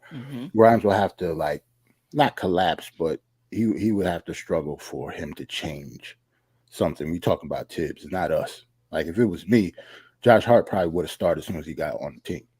But and the chemistry, we could have just worked it out as we went along, right? Yeah. Exactly. Yeah. But I think that's what Eddie C is saying. Right, but now that is already passed and we only got 14 games left, Tibbs not going to do that. That's why I got it in the back of my head. That is not going to happen. So I get the start Hart out of my head, because I was hashtagging that on Twitter and everything. Like, soon as we got Josh Hart, I was like, yo, he should start, put Grimes on the bench, and, you know, we'll start rocking. But since Tibbs didn't do that and we only got 14 games left, he's not doing it. You might as well leave it alone. As long as he finishes, I'm good. But he probably won't start, though. Before we go to the next one, Queen, I want to say something real quick, man. Listen, guys, come on. 84 people watching, 40 likes. That ain't gonna cut it, man. That's less than 50% likes, man. Come on, y'all. AJ be on it, because I damn sure. No, hold on. But hold on, AJ and Jarrell, and Queen, we know they like, because they watch it. Yeah, hit the button in here after 11 o'clock. Too, you know how we get after 11 o'clock. Y'all can be humble. I don't have to be, and respectfully, Queen. Right. It's your platform. But hit the like button, because y'all watching and y'all know y'all like.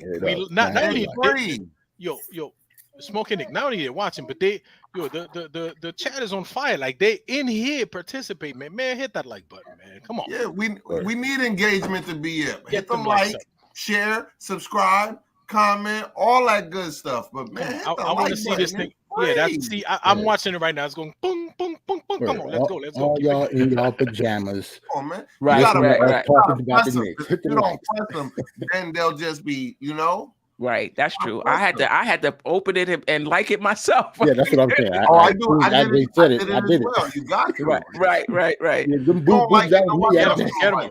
No, they get them up. Get them up. Like boom, boom, boom, boom, boom. Come on, let's go. Yeah, I'm pressing people, man. Hit the like button, man. You like the content. Queen is giving you that dope soul sports talk, man.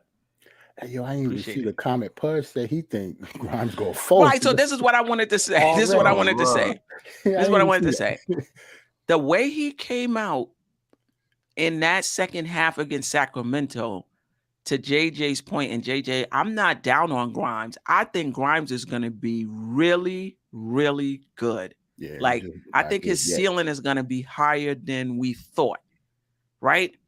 I just think it's going to take, the consistency part is going to take some time, and that's just part of his normal. Listen, and I've said this before. How did Quickly look in his second year? Right. How did RJ look in his second year? The same way he looks now. How did Mitch look in his second year? Right? I mean, so it's his second year, and it's not even a full second year. I think he's played 103 games. So he's played like a season and like 25 games. Right? So if he doesn't have a good playoffs, I'm not getting down on Grimes. The fact that we're dependent on him, that's about the roster construction and the front office. That's the problem. We shouldn't be dependent on a second-year player. Exactly. That's why I'm saying like the main focus should be RJ. That's who we should be getting on, not Grimes. Like, I don't expect Quentin Grimes in IQ. Like, I don't, I expect him to play well because they're NBA players, but they don't have the same weight on them as RJ does. No way. Right. Like, I don't expect Quentin Grimes to be the most consistent shooter right now in his second year. RJ's in his fourth. Like, he just signed an extension for his contract. Like, he got to step his game up when it comes to the playoffs. Like, I almost don't even care about the regular season at this point. Right. In the playoffs, though, RJ got to step up. Right. And I will say, even though I don't think we can count on Grimes in the playoffs, And if he does have a bad playoffs, I don't think we can get on him. But don't be surprised if he comes up big in the playoffs. Don't be surprised if he comes up big. Right. He will, because the way he turned it around in that Sacramento, like, think about what it takes for a young player to be like, yo, we down 16 points. Brunson is not coming back. Brunson is not coming back. I'm gonna have to do something in this third quarter. Basically, it was the third quarter. And he did. Like, that tells you about the confidence that he has in himself also to assert himself. So don't be surprised. Right. If he does come through in the playoffs. A lot of players have made their name in the playoffs. That's where they started their ascent, by their performance in the playoff, and just took off from there. Right. When I talk about Grimes and IQ, I don't think the lights are going to be too bright. They're just inconsistent in general. Right. I don't think Grimes is going to be like, I'm in the playoffs, so I'm going to shrink up. Right. That's not what I mean when I say that they don't have the pressure on them like that. RJ needs to step up. But I don't think the lights are too bright. They're just inconsistent in general. I just hope they're playing well at the time that we're in the playoffs. That's the only thing I could really hope for from them at this point. Right. And also keep in mind, when people talk about, I forget the quote, somebody was talking about, how many shots he get. Listen, if you're a 3-and-D guy and you're in your second year, that's the shot. You're going to get whatever comes off of those best players. That's how it is on any team. Right. And it's your job to hit the shots when it comes to you. So I get it. He's not in the flow. He needs more shots. We need to make him more of a focus of the offense. I disagree. He's played 105 games. I think you just take what you get. But trust me, when it comes to Grimes, as the seasons go on, he's going to have a bigger and bigger role. And if he develops quicker than RJ, he will be getting those shots. Mm-hmm. To me, I feel like the cream always rises to the top. Anyway, I get it. You can hold some people under, like the coaches cannot feel you and hold you. But for the most part, if he becomes that guy in the playoffs, he'll get more touches. I just feel like he's played 105 games. So now we're going to run plays for Grimes. Like, now we get, no, you just take what you can get off of those other guys. That's how I see it. Keith, I don't know about that. I think Grimes is a dog. Oh, yeah. I think he's just inconsistent. I think he's a dog, though. Yeah, the way he gets up into guys, the way he's not intimidated when he has to play the better guys in this league. The way he asserted himself in that, I know it was an all-star type game, but he wasn't afraid to just assert himself as opposed to I'm just going to go along to get along, and the way he came out yesterday, I think he got a little dog in him. I think he got a dog because Tibbs like him. Tibbs don't like non-dogs. Like, I don't know if people realize that, like, Quickly is a dog. That's why he started playing as early as he did in his career, in his rookie year.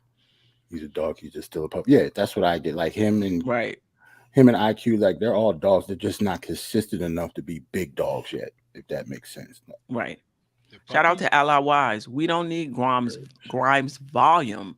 We need his efficiency. He already playing the first option most nights. And some people will argue, though, that it's hard to be efficient without the volume. But that's what we need. That's what we need from that's him. His job right now. Like, he gets 8 shots a game. You got to make them, make him at a good clip. It's not like he's not supposed to average a lot of points, only shooting 8 shots. Like, this just our offense. Who you taking the shots away from if you do that? Right. He trying to say he didn't get in the face of Barnes. All right. That's one play. Yeah. Adja, you was going to say something? Oh, no. I was going with the flow. That's it. I don't know what somebody said. Grimes is not a dog. I think he is a dog. Like you said, he hasn't even played 2 seasons, and he's, the way he gets over those screens, you know, this guy, he's fighting through, man. He's a tough kid, you know. So yeah, and I think the other reason why I'm encouraged by Grimes, the efficiency of movement. The efficiency of movement. If I get it and I'm open, I'm gonna take it. If you close out on me, I'm gonna put it on the floor and I'm gonna attack the closeout. If you rotate over while I'm attacking the closeout, I'm gonna hit the guy who's like just smart, simple. Read the defense, react to the defense, make quick moves. Right? He could put it on the floor.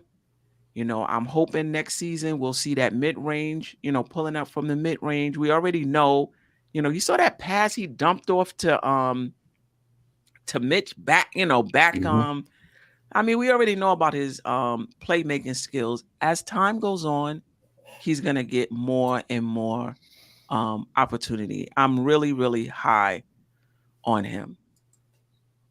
No, JJ, you're right. You're right. It's just it's 55 one game and 35 the next. But you're absolutely right. And you're right about him and RJ. You know, neither one of those guys are there. But Grimes is not there because this is just the natural progression of his development. And RJ is not there consistency-wise because efficiency. Because it's not there. Because all the decisiveness that we was talking about Grimes is going to get. RJ already has the decisiveness. He's just not good at it. Like this is different. He just has to be more efficient at it. That's all. Right. I don't think he's 3-and-D. I think he's more than that. But right now, that's mostly what they need him for. But I agree with you. I think he's more than that. Shout out to my sis. Great talk to the panel. Appreciate you rocking with us. Yeah. Anything else we didn't talk about or bring up that you think is important? Well, all the teams we'd like to lose won tonight. Miami won. Yep. Well, they were playing Cleveland, so either one of those lose is good for us. Right. Atlanta won. Brooklyn won. Brooklyn won by 1 in overtime. Yeah. Wow. Philly, man, it was. I was watching it on the side. Yeah, I was watching right here, but you saw that last play, man. We can play about our team execution. My goodness, they executed something. I don't know what. Yeah, we're not the only ones. Let's just say that. I don't know what that was, man. Yeah, let's just say if that was us, we would have had a whole show of we would have won a fire Tibbs like on the spot. I don't know what that was. We're not the only one. They executed over there. And who else? Philly won. Philly be coming back in the fourth quarter like a freight train, man. And this is when you look at it, and they haven't updated. Milwaukee has won 3, Boston has won 4, Cleveland has won 3, Atlanta has won 2, and you said Miami won today, so that's going to be they'll win 1 because they lost their last game. Brooklyn will win 1. And the Knicks have lost 2. That's what I'm saying. We gotta go. We gotta sweep LA. We gotta get off the plane and have broom in hand. Sweep them. Yeah. Oh, the Cavs lost. That was to Miami, right? Yeah, right, to Miami. Right. So they lost 1. Yeah, man. Hey, man, Atlanta won the last 2. Yeah, it's not a good night for us. Please don't act like Atlanta is dead. Like they only 3 games behind us. Like we got 14 left. Right. Like it's not gonna be easy. Right. That's 4 weeks of basketball. Yep. Right. 14 games. If you're playing 3 or 4 games, you know, a week, that's a month of basketball. That's a long time. Yeah, right now Queen, when you ESPN update their stuff faster than than NBA.com. Okay, so they let me do that. ESPN, like within like 3-5 minutes of the game, they update. Yeah, okay. I use Google. If you Google it, same thing will pop up. So right now, Brooklyn's half a game behind us. Mm-hmm. So Miami's 3 games behind. Atlanta 4.5 games. Raptors 6.5 games, and Wizards 7.5 games. So I see it. Yeah, it's updated. Oh, I missed that. We just a half a game above Brooklyn. Yeah. Because they just won. They and just won. it. Yeah. Yep. So if we lose tomorrow, we'll be we have the tiebreaker, so we'll still stay in 5th. Why do we have the tiebreaker? The conference play or? Oh, you know what? You're right. It's 2-2. I don't know what's the tiebreaker after that. I don't know. I think it's conference record. That sounds right, to be honest. Yeah. Well, the Knicks have the better conference record. As long as it's not the home record. But we actually no, they're better. They're 19-6. We're 19-16. They're 19-12. We're 19-16. At home. Yeah. All right. Yes, Nick Yak. Yes. RJ's efficiency is already improving since the break. You're right. Yes. Though I think last night game might have threw a monkey wrench in that. But I could tell you this really salute to Trav. Trav just said division record. Division? Okay, yeah. Division record. That makes sense too. Because you said conference, division. I said conference, yes. Yeah, division is probably and right. If division is tied, then it goes to the conference. That makes sense. Yep. Okay. Sounds right. All right. Anything else you guys want to talk about before we get out of here? I'm good. So salute to everybody in the chat, man, for holding us down. Other stuff about the NBA, not Knicks related. KD hurt again. Yeah, off a slip off the floor. I saw that. That was freaky. Man. In practice, man. It's I don't know. The shoot around. He just. I think. Listen, this is his last. That window's shutting down really fast for them. Yeah, oh, they say he out for at least 3 weeks, so his season is damn near over. Except for like, he might come back the last week of the season.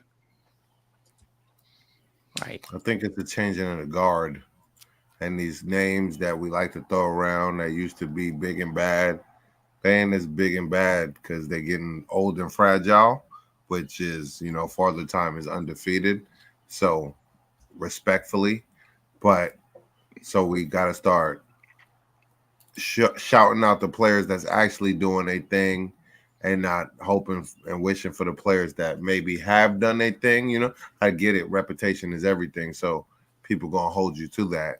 But it's a changing of the guard. Dudes like KD, Kyrie, LeBron, they might have the names, but they not the guys like that no more. I don't know about that. I don't know about that. Don't get me wrong. He might have got hurt, but his last game. Well, if you want to say they're more injury prone, like for KD and LeBron, more injury prone. Look, LeBron looked like LeBron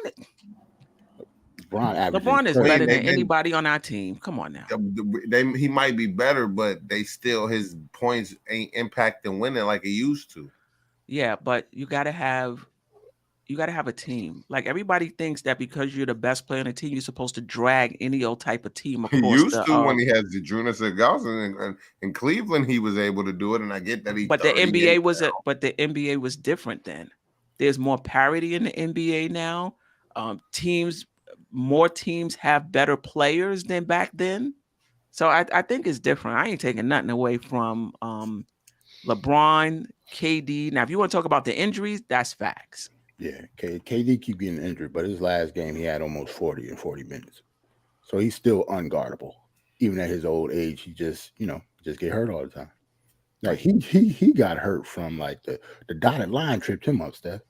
I was wondering because I had the volume off. Why they keep showing this? Why do they keep showing this? But now I see. Yeah. The dotted line, he tripped over the dotted line. His ankle he completely folded. Like I don't know what happened to him. It was like a voodoo doll type thing. Right. Like where did that come from? Braces like Steph Curry. He might need to go see the same surgeon or something. Right. Yeah.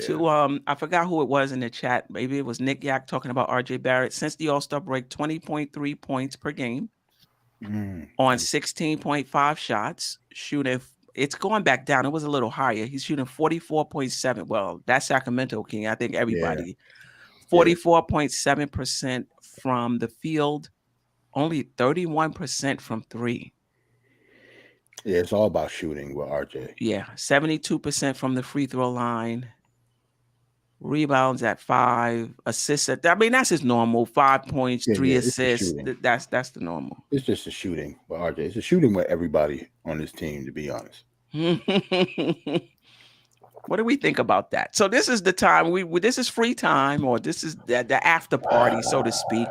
So we'll just pick up things from the chat and we'll throw it up and we'll comment on it before we get out the door. RJ grenades all night, man. Like he wild with it.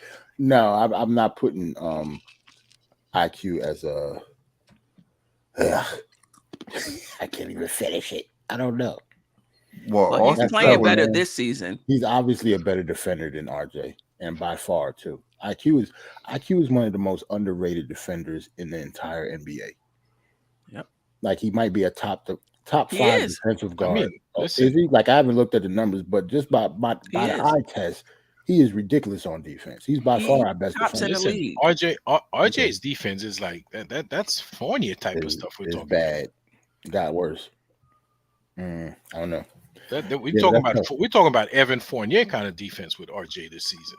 Like he's like, but it's only been this season, so it has been multiple seasons. I'm about to say before he was getting killed by like top dudes. Now he getting killed by everybody. So it definitely hurts the case that I was trying to make for him.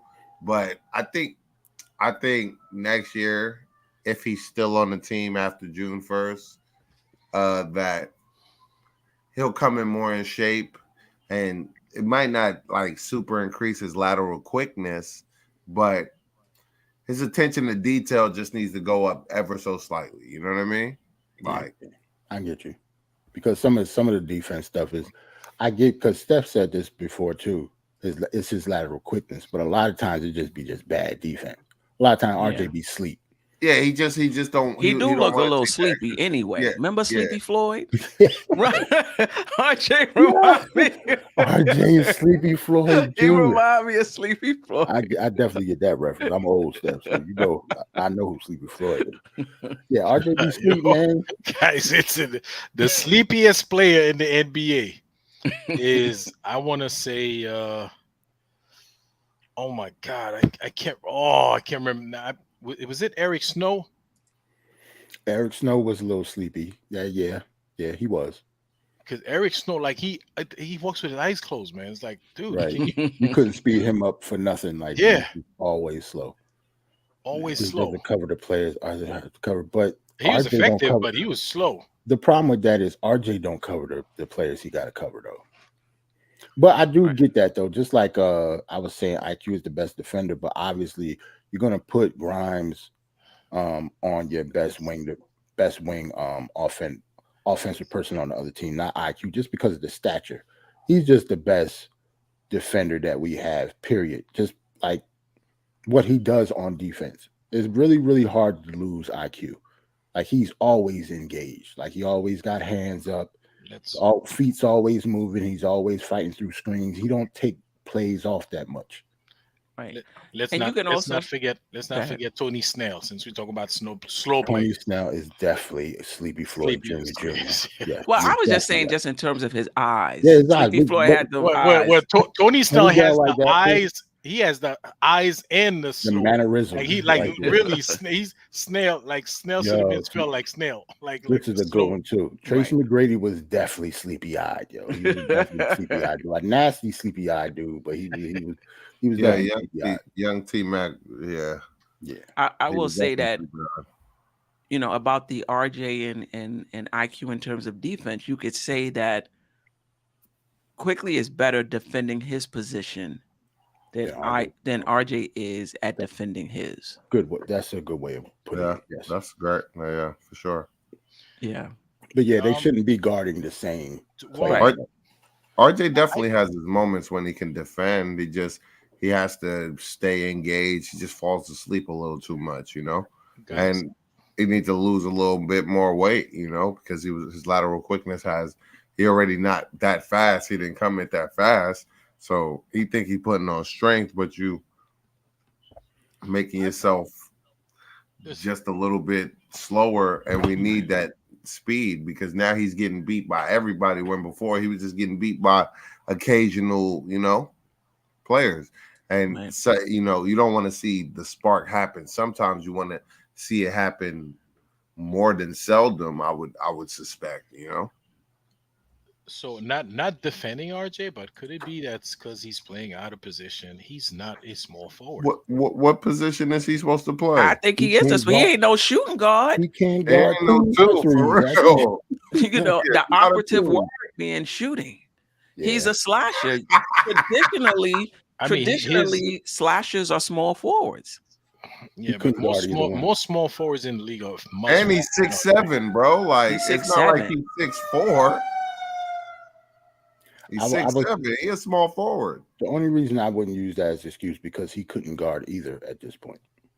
Whether he played the 2 or the 3, he wouldn't be good at either position on defense. So, but I think they're interchangeable anyway. Grimes not no small forward, and you can switch him and RJ on the floor all the time. At least now they're not looking for him now. In the beginning of the season, they were looking for whoever RJ's guarding, give him the ball, let him go score. Got a target on his back now. Oh yeah, it was like that happened for a while. That was happening for a while. Right. You didn't think that RJ was going to turn into our Evan Fournier at one point because that's what. That's a credit. That's a credit to him because he realized they was targeting him, so he improved, so they don't target him as much, or they're laying off it until it happens in the playoffs to Steph woes, because that could be another tid point, them targeting RJ's defense in the playoffs. That's a problem. Yes, another one. Yeah, because they do that. Teams will do that. They'll do that pick and roll, so you can switch and all the time have the favorable. And we do that as well. Yes, we do that as well. That's a good question by Nick. I'm not sure about that question, like the answer. What was the question? The last one that you just put up about Dallas and Washington. Like since Dallas is on. Yeah. Right now we're slated to get the Dallas pick at 17. Okay. 17. If the season was to end today, we would get Dallas pick at 17, and our pick to Portland would be the number 23rd or 24th pick. Dallas is 2 games away from like the. We talk about our race is so tight. The West is even tighter. Like if you look at their wins and losses, like Dallas is tied for 5th, but if they lose 2 games, they can be in the 11th spot. That's how tight the West is. Real, that's true. 6 and 10, the difference is 1.5 games between the 6th and the 10th spot. Do you actually think we're gonna draft somebody at 17? That's another question. I don't think. I mean, unless somebody falls. This is a really deep draft, from what I understand. I haven't really dug into the draft yet. Okay. We might. I mean, I don't think listen, we are. I don't want to get this. I don't want to get us hyped, but I mean, I don't want the Knicks fans to get upset. But deflate if the Knicks are going to be championship contenders, they're going to need to upgrade this roster.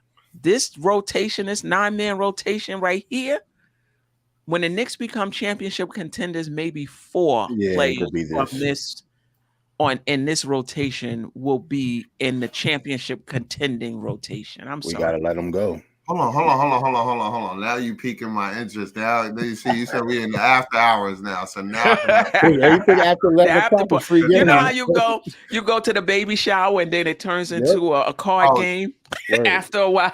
My mom, rest in peace. My mom's baby shower turned into a full-fledged party. That's what's up. That's how it's supposed to be. But my question is, who are those 4 contributing key factors that will be here? Because I got some players in mind, but I'm. This is a tough question. This is a tough question. You prefaced it, so I would. Yeah. It's a tough question because there's players who could probably play on a championship contending team that we may have to give up to get the players that we need. So I would think obviously Randall or Julius. For me, it would probably be 5. It would be Randall.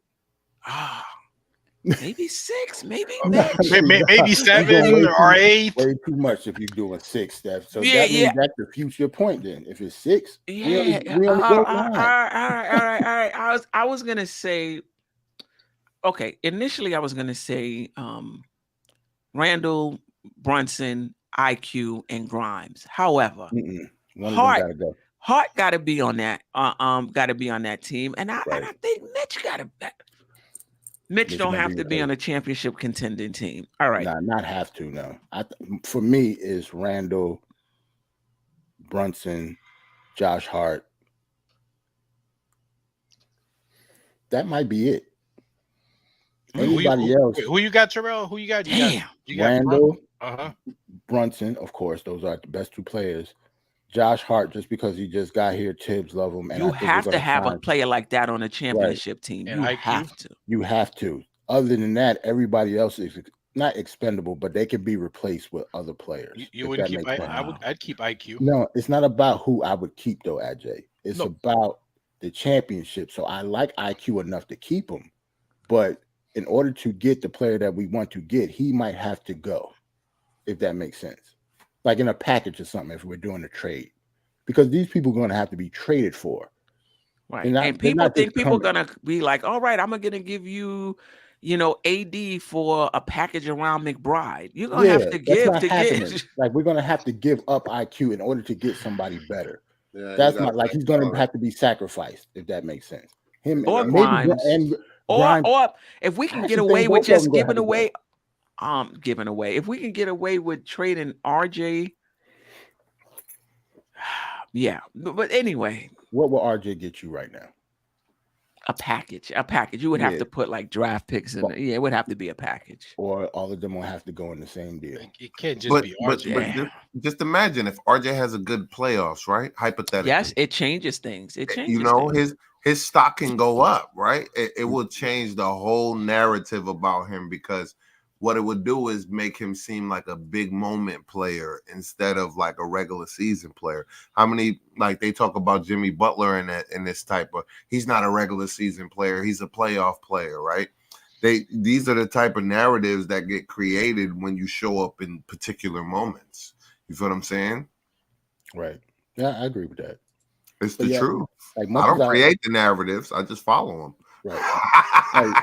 Like Ajay, like when I say I will only keep 3, I would keep more personally. But in order for us to get somebody, IQ and Grimes might have to go. Well, I mean, if that's the case, then probably Randall would go too. I mean, it depends on who it is. If it's Giannis, it depends. If it's Giannis, Randall would have to go. We're not getting Giannis, and my 4 players would be probably Randall, Brunson, RJ, and Quickly. Oh, what about Josh Hart? Yeah, RJ been here. He been here. Listen, what does that mean, though? I think Tibbs would trade RJ. I think RJ smoking Nick, you being emotional right now. You're not looking at basketball, bro. Because you're saying that you say because he's been here. That's not a basketball reason, though. You gotta learn, you gotta let RJ grow into himself and become who he's gonna become. No, you don't. Let me tell you. Last 2 years, it was RJ Young. Right? No, you don't. Jarrell, you peeped that, right? Now we close to the playoffs. We ready to abandon RJ. Now I flipped the switch on y'all, right? No, it's not about abandoning him. It's about understanding that where you are.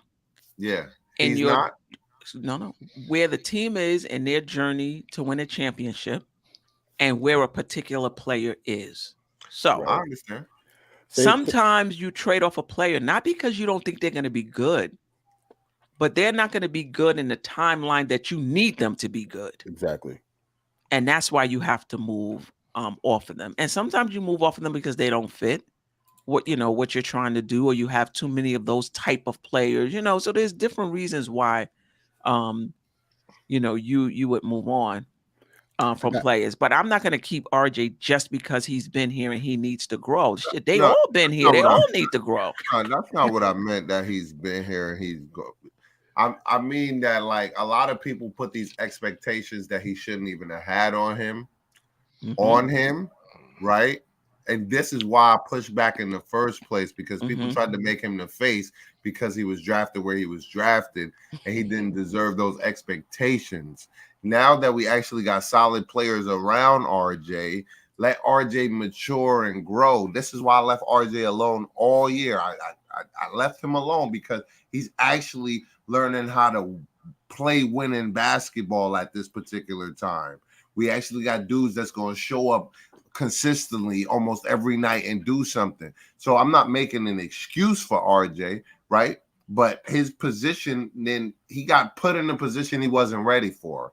So now he actually in a position that he needs to be in, where he played the background and then he can mature at the speed that he needs to mature at. If a trade comes in where we could get a good player and he needs to be moved, will I be with it? Yeah. But that's basically what that's what we're talking about. That's the question. Like this is. I'm not getting rid of RJ just to get rid of him. RJ needs a chance before we just give up on him. Smoking Nick. It's not about giving up on a player. He might be good down the line, but you might need something else right now. But we have to look at the reality, right? You say so, RJ. First of all, I don't think at this point there's not a high expectation of RJ. For somebody who was drafted number 3, right now we just want him to be consistent and not make bonehead plays. We don't want him to be. That's now. I'm just holding to the receipts of what people were saying holistically of what they expected from RJ.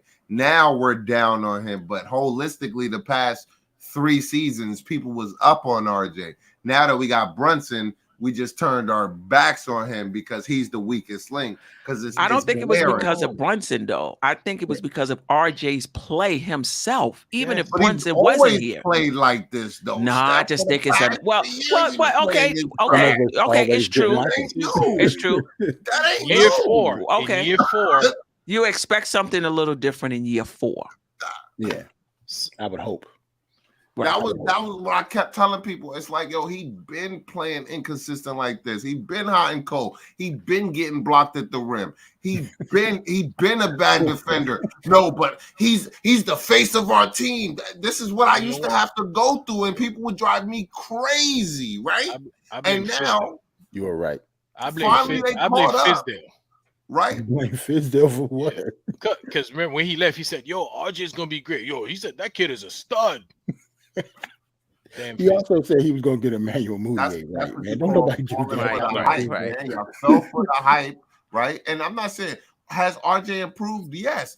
He just needs to improve on his efficiency and decision making. Which is something that Come on. He can improve on it, though, Steph. He can. Listen, it's possible. And I could drop 50 pounds over the summer. You know what I mean?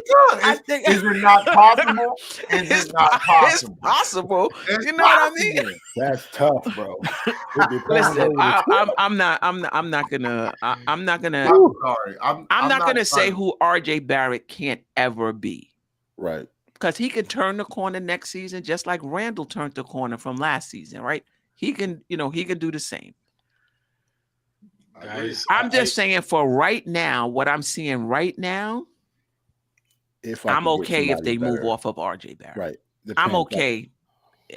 He might become a star later on. He might become a really solid NBA player, and I think he will. I think he will be a solid. You think about Jeff Green, right? Solid. Jeff Green dunked a few weeks earlier in the week. They had a highlight. He's still getting up, Grandpa dunking. So I know one thing though. If RJ is gonna be if Jeff Green is who I gotta look forward to, though, we gotta move him, Steph. But Jeff Green was solid, though. If you look back at his stats coming out of Georgetown for like the first 6, 7, 8 season, he was like 17 points a game, 5 rebounds, 5 assists. For the analytical quote, how much is RJ? Look it up. He was all right. RJ averaging like 19 points. So for those that think he's not contributing, he's contributing. But I don't think He shoot anybody a lot, is. though. No, You no, just no, don't no. like how he you don't like how it looks. So, but he's still contributing. I don't think anybody is talking about. Crazy. Listen, I don't want to turn. I don't think anybody is saying that RJ isn't contributing. He is contributing, and I'm not even looking at the stats. I'm just looking at the flow of the game, like what's happening in the game, possession to possession. That's Correct. what I'm looking for. I'm not even looking at his stats. I'm just looking at, like, what are you doing right now? Like, what are you doing right now? What are you doing right now? We know that Mike Krzyzewski didn't teach him the best IQ, or he's still look, man. I don't think he's a low IQ player now. I don't think so either. I just think he just make low IQ plays at certain times. I just think that's what happens. Do you know how many times I got upset at the media over RJ, man? Like when every time they don't include him in those top 25 and the 25. Oh, I'm like, God. oh my God, the Knicks hate. I never got upset. I lose it. To be honest, the only You remember when Anthony Edwards said, slow-mo. We got our own slow-mo for real. Yeah, What they call it? That's another The Memphis guy. Yeah, We got our own slow-mo. AJ, the only year I got mad is when we got the 4th seed. Every other year he didn't deserve to be on that list. The only year he deserved to be on that list was when we got that 4th seed. He was actually balling, and they put it down to semantics with the numbers and stuff. You feel what I'm saying? With a little bit of he wasn't efficient. That's the problem. That when they put Scotty Barnes on there? How long he's been there? No, it wasn't Scotty Barnes. It was some dude from like Charlotte that made it over him. Oh yeah. No, but there was some newly it was a guy from Toronto. I forgot his name. It wasn't Scotty Barnes though. It wasn't Scotty Barnes. It was another guy from Toronto. I don't even think he's there now. No, they had a couple of rookies on there who never played in the NBA. They had him on that list, but not RJ. There's been a few lists. There's been a few lists, but it was some nondescript dude that they put over him, and just because he probably shot a little better than him, but he didn't play as consistent as RJ was playing. You know what I mean? Man. But that's how the NBA works. Yeah. I think I'm responding to Nick yet. I think RJ's just a mixed bag. It depends. There's some quarters he looks good, some quarters he doesn't. Some games he looks good, some games he doesn't. It's just a mixed bag. That's all it is. Yep. Some games RJ look all world. Some games he look like a bum. Not gonna lie. That's how polarizing it is. It's either one way or the other. Yeah. That's the inconsistency that we got to get away from in order for us to keep winning. He's just inconsistent. And in year 4, to still be inconsistent, that's why we're having these conversations. We wouldn't be having these we'll trade RJ conversations if he wasn't that. Like, he's just inconsistent. Yeah. And his contract kicks in next season. So he's not, I know he signed the contract extension, but it doesn't kick in until next season. Same thing with Randall. Randall signed that extension. It started this year, Randall. And it starts this year. Seemed like he signed it like, wow. He signed it the summer after we went to the playoffs. Yeah, he signed it 2 years ago. Yeah. There's all these shows, Steph. You on YouTube like 4 times a week. So I know. Everything seemed like a long time. And especially when you coming on so consistent, you know what I mean? You can remember, you can forget all these conversations. That's true. You think RJ shoot 30 games? This is just narrative and hate. Nick, I don't think. Yeah, I'm tired of talking about RJ. I don't know. I don't know if it's hate. Inefficient, period. It doesn't matter how many shots he shoots. He's just not efficient yet. So until then, that's why we talk about him. Until he gets lost efficient. a whole host talking behind RJ. That's a real thing in real time. I lost a whole host arguing about RJ. So, for real? Y'all up there arguing about RJ? Arguing about RJ. I lost a whole host in real time. Wow. So I'm with you, Steph. It's bleak. I left it alone. I mean, I think because a lot of times it gets into, we only see his bad points, and we only see his bad game. And even when he have a good stretch, it's like he's been playing so bad. Even when he has a good stretch, we can't see it. No, I don't see it. He's still, he's still playing terrible. So he's all right. He's He's all right. He's all right. He's all right. He's You all know, right. he all right. he didn't have a good game against Sacramento, but take that game out since the All-Star break, if you're looking at the last He has been playing better. 7 games, He still got A+ heart, and a lot of dudes in the league don't does. got A+ heart. So we got to give him that, right? Yeah, Not a RJ is definitely a participation dog. award, That's one thing but- I do not talk about with him. Like, that's not a concern with me with RJ. He's It's definitely just going to try. He's definitely a tryhard. Right. He's always going to try. He's always going to be a dog. That's just his personality. yeah, 30% from the free throw line. If you take out the Sacramento game, it's worse. It went from 31 to 30% From the free throw line? at three-point line.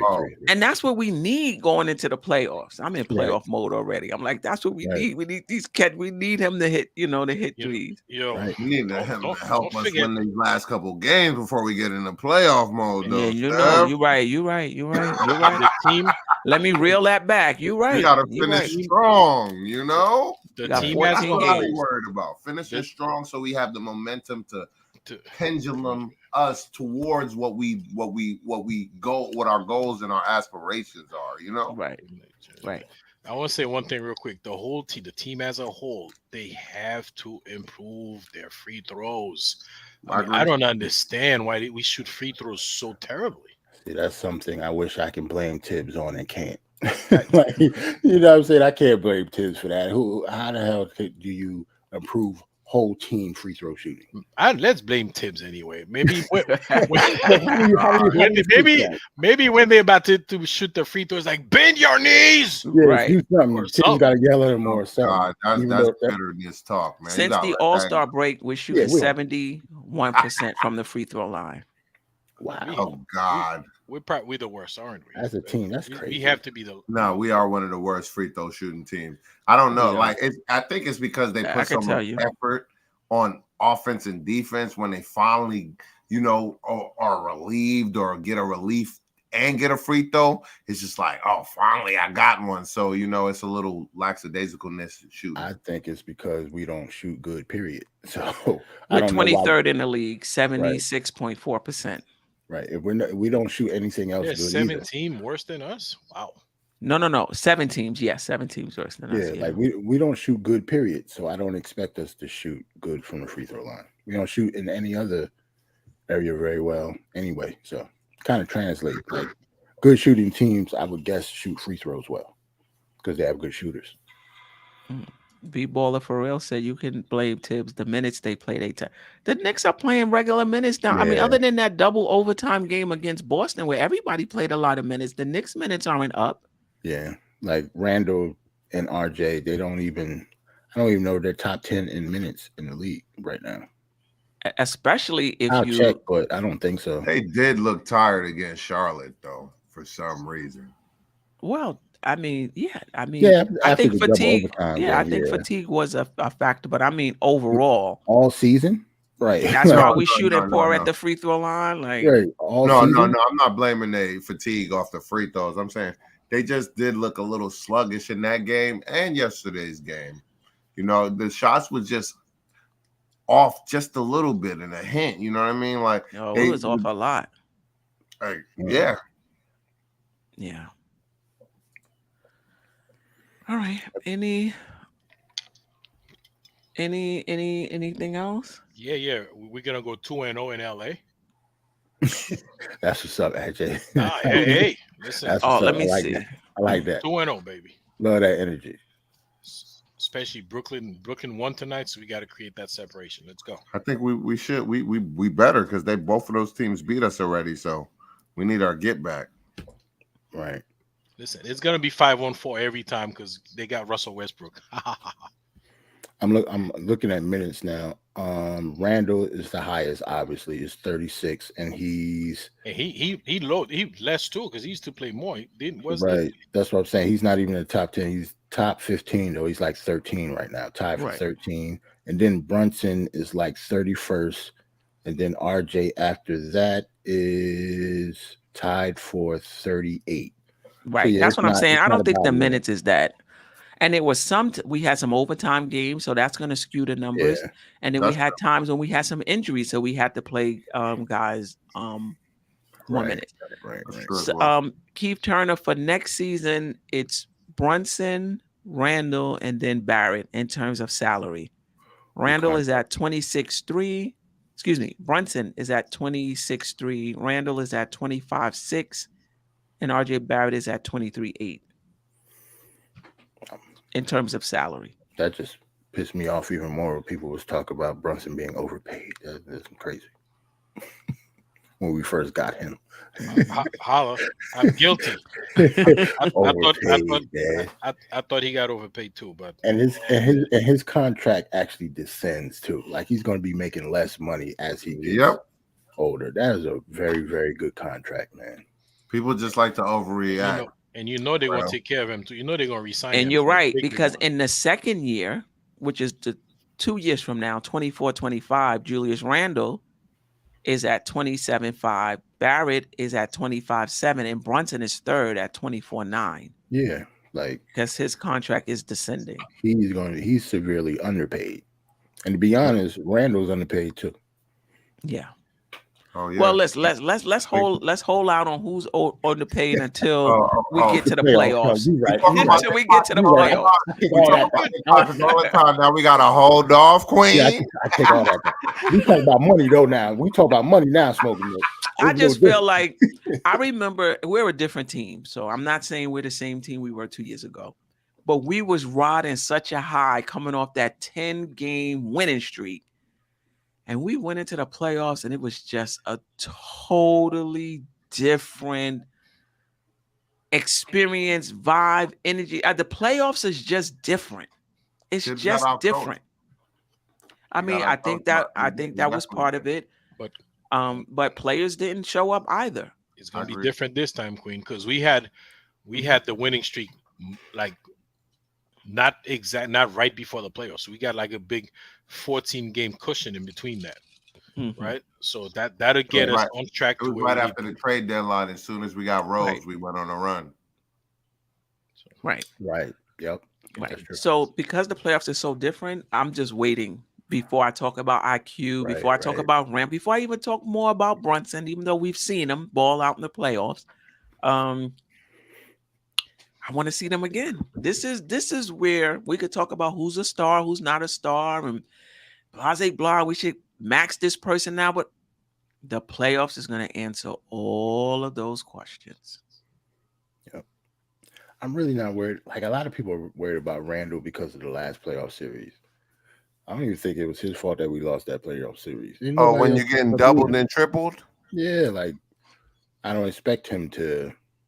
I don't know. He's not Kobe. Like I didn't expect him to kill being double and triple team. I expect somebody else to step up though. That's what it's all about for us in the playoffs. Who else steps up? Right. And the way that team was structured, it was really easy to take him out. Right. But sorry. If you watch the games, I'm not saying he played. He was a daring headlight on some. You know, he was like, what am I supposed to do? No argument. I have no argument. He didn't play well. Struggled, but they was doubling and tripling, and his teammates were supposed to step up in that moment. He took all the criticism, but where was Reggie? Where was and the only person that helped him was Burks and Rose. That was it. You know why? Because those are the guys who could put the ball on the floor. Those other guys are dependent on Randall. But that's the way the roster was constructed. Correct. And that's the way the Knicks have been playing. Randall was the head of the snake. He was the facilitator. He was setting everybody up. And in the playoffs, that was easy to take him out. But where was Scotty? Who? RJ Scotty Barrett. Where was he? Where was Scotty? But listen, at that time, no. Listen, at that time, RJ Barrett's role was the same as Bullock, catch and shoot. But he was the number 2 option that year. But he wasn't ready yet, though. Not to put the ball on the floor. Listen, he wasn't ready yet. The way that team was constructed, Randall is gonna draw the double team. He's gonna pass you the ball, and your job is to make a shot. RJ shot like 42% from the 3-point line. So the point is, you expected him to put the ball on the floor? Like, what are you expecting from those guys? They were covering them. Right. They don't. They not gonna I attack the remember, closeouts. I remember exactly what happened as well.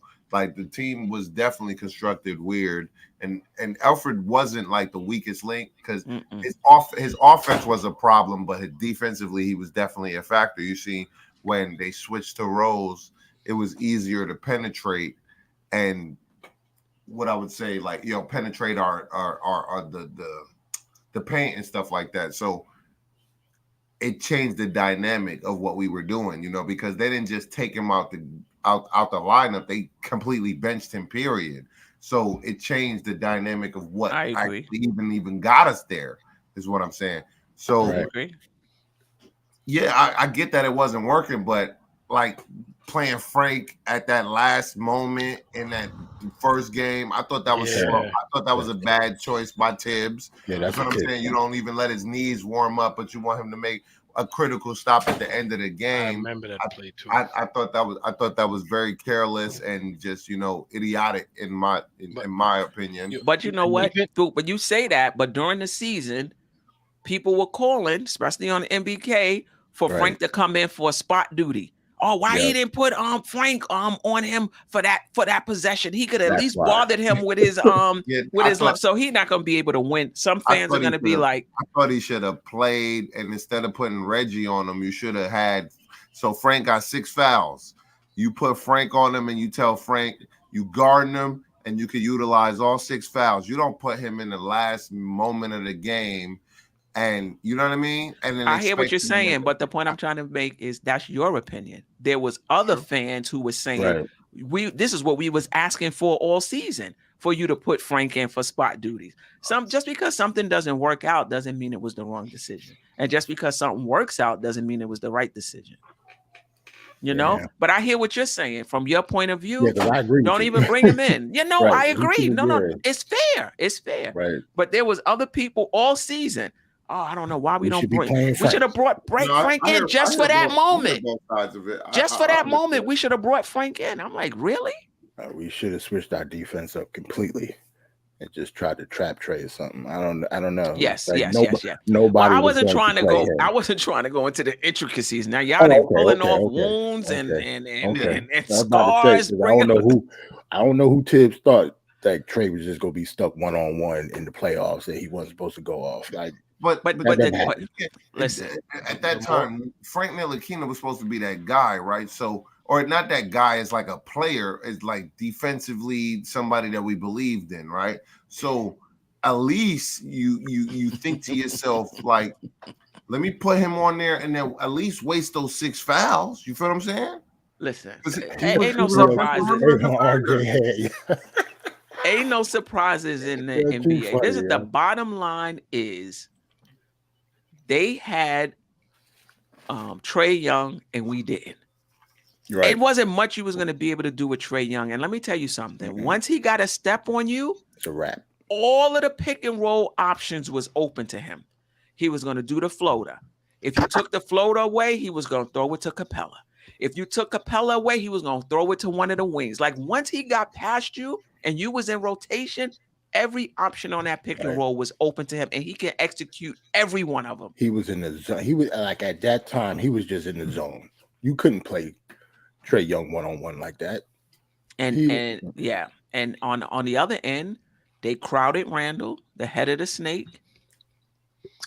Right. Somebody had better. And the only reason Rose was able to do what he was doing because he could put the ball on the floor. He could create. He wasn't dependent on Randall. Right. Somebody said he never played Frank after that. Matter of fact, they just let Frank go for nothing. It's like, listen, man, my God, I'm about to open up another can of worms now. But everybody's talking about with these young guys. Oh, you got to hold on to them because they can grow into this, and you got to be patient. You got to see. We could have got something for Frank. We didn't get anything for Frank. We didn't get anything for Knox because we got Cam for Knox. Okay, I think it was that first round draft pick, but okay, he went in that. He went in that trade. We got Josh Hart for Knox. Right. Ultimately, But we got you're Josh right. You're Hartman right. now. But he went in that trade. You're right. You're right. Yeah. But the point I'm trying to make is be patient. Be patient. You can hold and lose.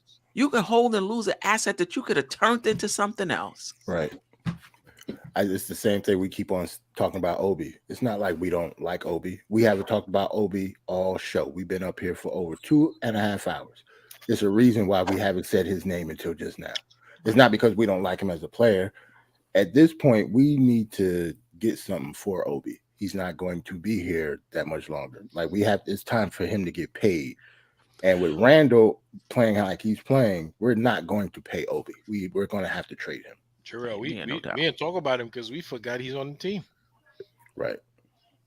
You So we're gonna have to get rid of him. He has Playing time he's been getting. Or it'll be just like another Knox and Frank. It'll just be a throwaway, and that's a first round top 10. Where you didn't get anything from him. Ally wise, we couldn't get anything from Frank because we were so patient with him down to the 5th year or 4th year. If we was going to get something for Frank, it would have been at the 2nd. So this is what I'm saying. I don't think we understand. If you're going to get off a player, that's why it's so important to do your in-house scouting. They're with these guys through year 1, year 2, and be able to think, what do you believe about this player? If you don't believe they're going to be something, get off of them in the 2nd year before people are able to see it. You know what I mean? You got the indoor, you got the inside track. So you should be able to be like, I don't think this, let me get off him. People are still high on him. Let me get a draft pick now. Let me get a player now. You wait 3, 4, 5 years. Now it's all out in the open. You're not going to get anything. Right. Yeah, we're gonna have to get rid of Obi, man. People so fast because you never know exactly when it's gonna click for them. Not everybody matures at the same pace, you know. That's why you get paid the big bucks. Anybody could sit there and wait for a seed to grow into a flower or a weed and be like, oh, it's a weed. I think we need to get. Anybody can do that. You ain't got to pay a front office for that. You 100% correct with what you're saying, but the difference about the NBA today compared to what it used to be is the simple fact you're getting paid for potential nowadays. And back in the days, you used to get paid because you produce. So nowadays, we always thinking in hypotheticals. And back in the days, you could rest on people's laurels because they actually produced, right? That's why people love LeBron. That's why people love KB and Kyrie, because these dudes have produced. You know what I mean? Nowadays, all we doing is hoping and wishing these dudes are going to produce. When you really listen to the conversation. I'm with you. I'm with you. But that's why it's up to the front office to be able to say, to project, not to wait until they become that, but to project. Because listen, but the league is different, Wayne. The league is mad different. What does that got to do with? But I don't understand what that has to do with the league, though. No, the league is based off projection now. So most of these dudes are projected to do things that they may never ever do. Okay. I see what he's saying, especially because now kids are coming out so young. Everybody is pretty much one and done. So I get that. In this particular case, though, we're talking about Obi Toppin, who actually came into the league when he was already like 23.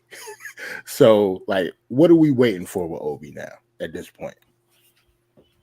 Well, Obi's regressed. So at this point, defensively, he's a liability.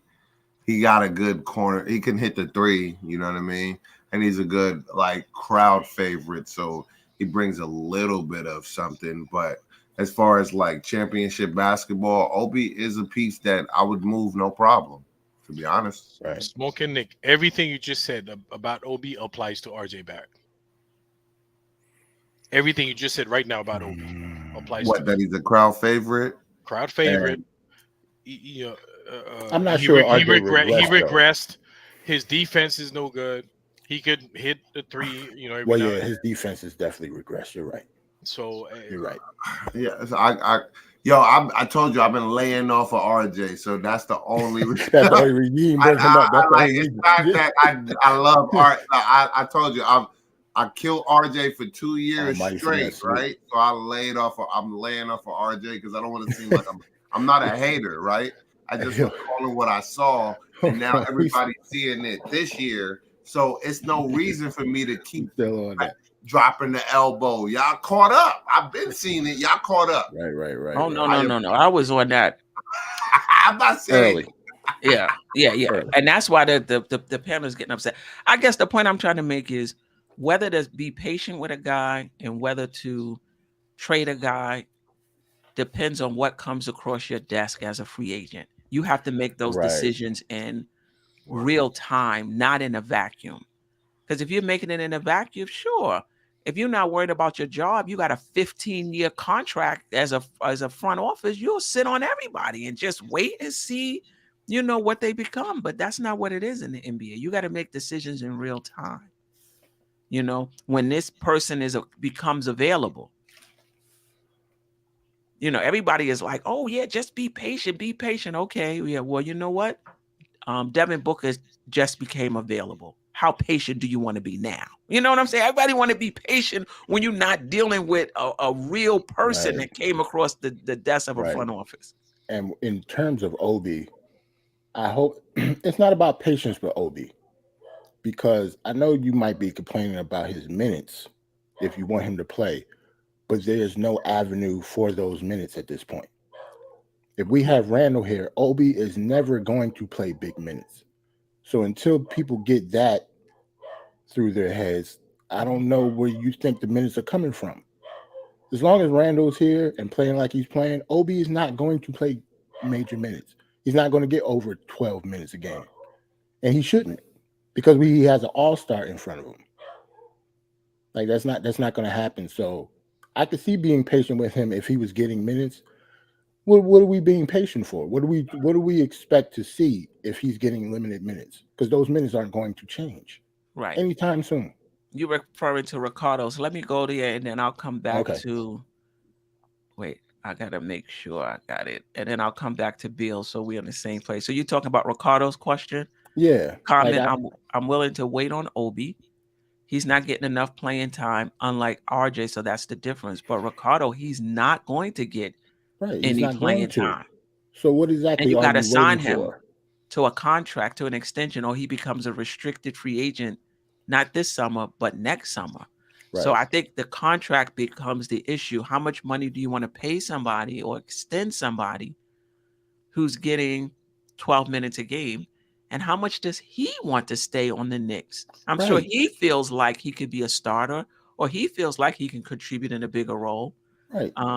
I just don't think Obi is going to be here next season, and I'm fine. He's not ready yet, though, Queen. He's not ready yet. Yeah, but I'm not. So? But he's this not is ready yet. But this is regardless if he's ready or not. We're not talking about his talent at all. No, we're talking about his avenues of playing. Period. Just because he has somebody in front of him, that he's not going to get more minutes than. No, but is he ready though, Jarrell? Is he ready to start? No.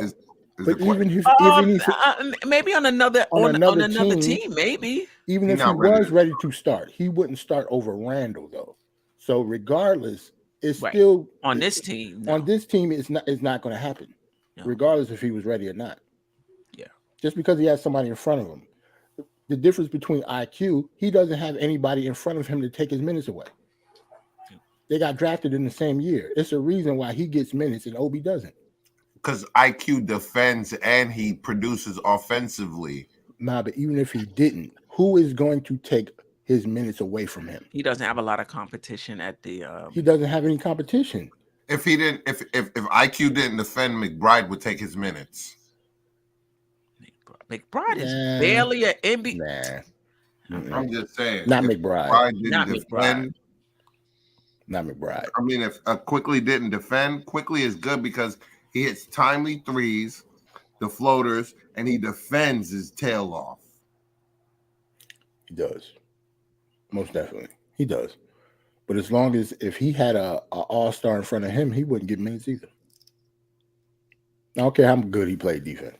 Like if he had a two guard in front of him that actually went to the all-star game, he wouldn't be that much of the type of player you make minutes for. You're gonna give him time. He's gonna. That's why that was one of the reasons I think they went to the 9-man rotation so he can get more minutes.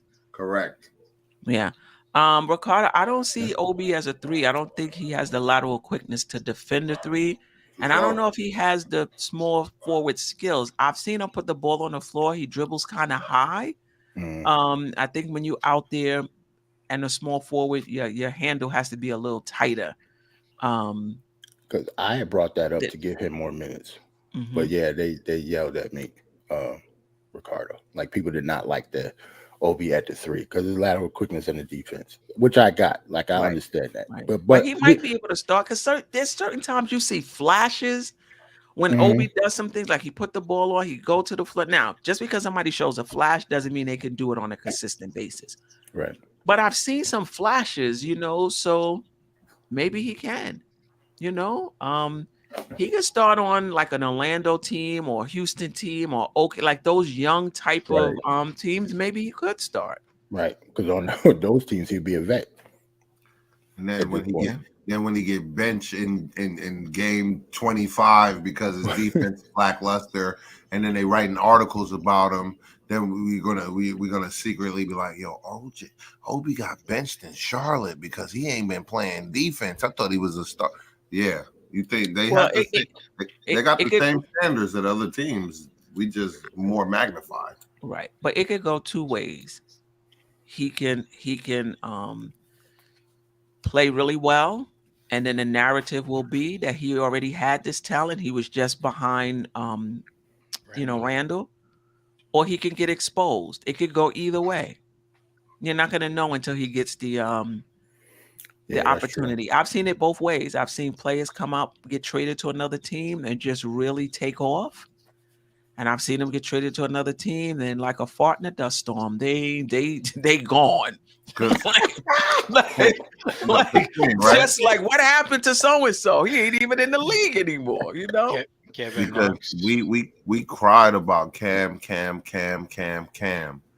and since we traded Cam, I haven't heard anything about him at all. He's playing okay. He's been balling. He's playing okay.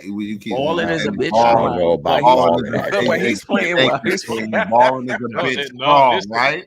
There are some games. Is he contributing to winning, or are they still losing? And he have numbers. But listen, you got to be fair. One player, one player is not going to take somebody over the top. It's how the team is doing. He don't have that type of role where he's gonna ball out and make that team win. That's not his job. That's Dame. Dame getting $60 million a year. Not Cam. You're right. Right. I think Cam probably back to the bench too now that Anthony Simons is back. Right, but he's been playing well. I think he's averaging like 15 points or something like that. Where? I didn't think he was playing that well. I thought he was playing okay, but I could be wrong. A couple games that I was watching, he was doing okay, but it was just Cam. I don't know. Yeah. Come on, one game he scored 25 in like 30 minutes. Like he's got some really good games over there. Offensively, yes. Offensive games. You're not getting a lot in the other categories. He averaging 13.8 and shooting 45 from the field in 30 minutes in Portland. So I'm good. What's the 3-point shooting? 3-point shooting. The 3-point shooting is actually okay. The 3-point shooting is up. It's almost at 40. It's at 39. No, Cam had 14 points tonight, 2 rebounds, 1 assist, and was a -2. And Trailblazers lost 119-120 to the 76ers. But that's okay. I mean, that's not his role. It's not. What did Dame do? Like that. Those are the guys that you really looking at to help those teams. They're just in support. Listen, I don't have a problem with Cam. He's a talented guy. I just think that him and Tibbs wasn't a fit. And coaches have a right to have the type of players that they want on their team. Everybody does it. Denver moved off of Bones Highland. I said this already. Golden State moved off of James Wiseman. Detroit moved off of Sadiq Bey. Those guys didn't fit. Maybe there was other guys at that position. Maybe they didn't fit what the coach was trying to do. It happens all over the NBA. Cam was just another one of those. And here we got Josh Hart. You could tell the difference. When it came to Cam, my rotation is set already. You traded somebody out of the rotation. Out the window, right? Josh came. He could barely pack his clothes in his dresser drawer, and he's closing out games. You know, so he missed that first game. He missed that first game of the Sixers, and that was it. My point was basically that, you know, how quick we pick and choose. You know, it was an issue until the person that we traded for was actually a good fit. You feel what I'm saying? And then how fast we stop even bringing up the issue that was an issue for so long. So I'm just showing you how hot and cold a lot of these Knicks fans are, right? Because if you're paying attention to what people actually be saying out their mouth, which this is why we have these conversations, right? Then you realize that a lot of people is wishy-washy with they, you know what I mean? That's my take, you know. Keith Turner has his 4, who he thinks his core, because I think that's something the Knicks are going to have to do. Obviously, if a star comes along, everybody is on the table. Right. But most teams will identify their core and change the pieces around their core. Right. If we're going by who the Knicks gave the money to, the core is Brunson, RJ, Randall, and Mitch. That's who they gave the money to. Right. I think they would like a do-over or two. Right. But I hear you, Keith Turner. Is for him is Brunson, Randall, IQ, and Josh. It's pretty much the same with me. The only reason I put IQ in there because I figured we got to get rid of him to get somebody for an upgrade. We will have to get rid of somebody. Right. He will be the person that I want that I will have to give up to get something back. That's all. I had to pick somebody that I actually like for us to, you know. Unfortunately, I would have to give up. That's the only reason I didn't put IQ on that list. The coolest things that getting Brunson and Hart was the plan all along. I don't know about Hart, but I do think Brunson was the plan. I think Hart was up somebody's sleeve when they finally realized, when the front office realized that maybe we should actually listen to the coach and get the players that he desires instead of trying to make the team look like what we want it to look like. You know what I mean? The Kemba failure. The Rose was I would say a 50-50 failure, right? He contributed, but now it's a failure because he's making $14 million, but not contributing to the team, as well as like Evan Fournier making $18 million, right? So I think they finally realized and conceded the fact that maybe we should get this particular type of players that the coach is asking for. Don't bring the Cam Reddishes in. When ask the coach what player he suggests, and then highly scout that player and then get that player, and then you'll see results. Yeah, you could tell with Cam, even though I like Cam, I really, really like Cam. If you watch this show long enough with me on it, I have like, you know, not a personal relationship, but a personal history with watching Cam ever since he was in high school. He just obviously wasn't a fit for this team. And you could tell by Tibbs' reaction when he got here. Too lackadaisical defensively. Like you can but even regardless of that, like you could tell Tibbs wasn't informed of the trade until Cam got here, until like it was official or something. Like he didn't have no say in that. Or I don't think Cam would have been here in the first place. No, he didn't have any say in that. So I think Josh Hart is a completely different deal. Like Tibbs probably went to them and said, "Can we get such and such?" Like they probably asked him, "What do he need?" And then they gave up a first-round pick for him. Right. I was like, our own first-round pick. But he just fits because he hustles, right? Tibbs want a person that's going to put his body on the line, that's going to hustle, and not just thinking about himself. He actually sacrificing for the team. When you watch Josh Hart, anytime there's a loose ball, he's running for that loose ball. You feel what I'm saying? So that means he's not making what we call quote unquote business decisions, right? He's literally trying to win the game by any means necessary. So that's the type of player any coach would want, right? You don't want the fancy player that's going to protect and want to look nice. You want the player that's going to do anything by any means necessary, and you want to surround that player with the talent. Well, all that good stuff about Josh Hart, but he's been in like 4 teams already. Them coaches, you know, they let But him hold go. on, look what he's been traded for. So he's an asset. Don't Right. try to There's not diminish. like Yeah, they got rid of him because they yeah. didn't like him. You Yeah. see, that's that pessimistic stuff that I was talking about earlier, right? You know what I'm saying? I see. Nah, I know how to double back and circle back around because I be paying attention, like I said again earlier, right? You know what I mean? Yeah, he got traded for AD. He got traded for He got traded for AD. Then he got traded for who was the second player he got traded for? I think it was CJ McCollum. CJ McCollum. Right? He got traded for C. So don't act like these people he got traded for.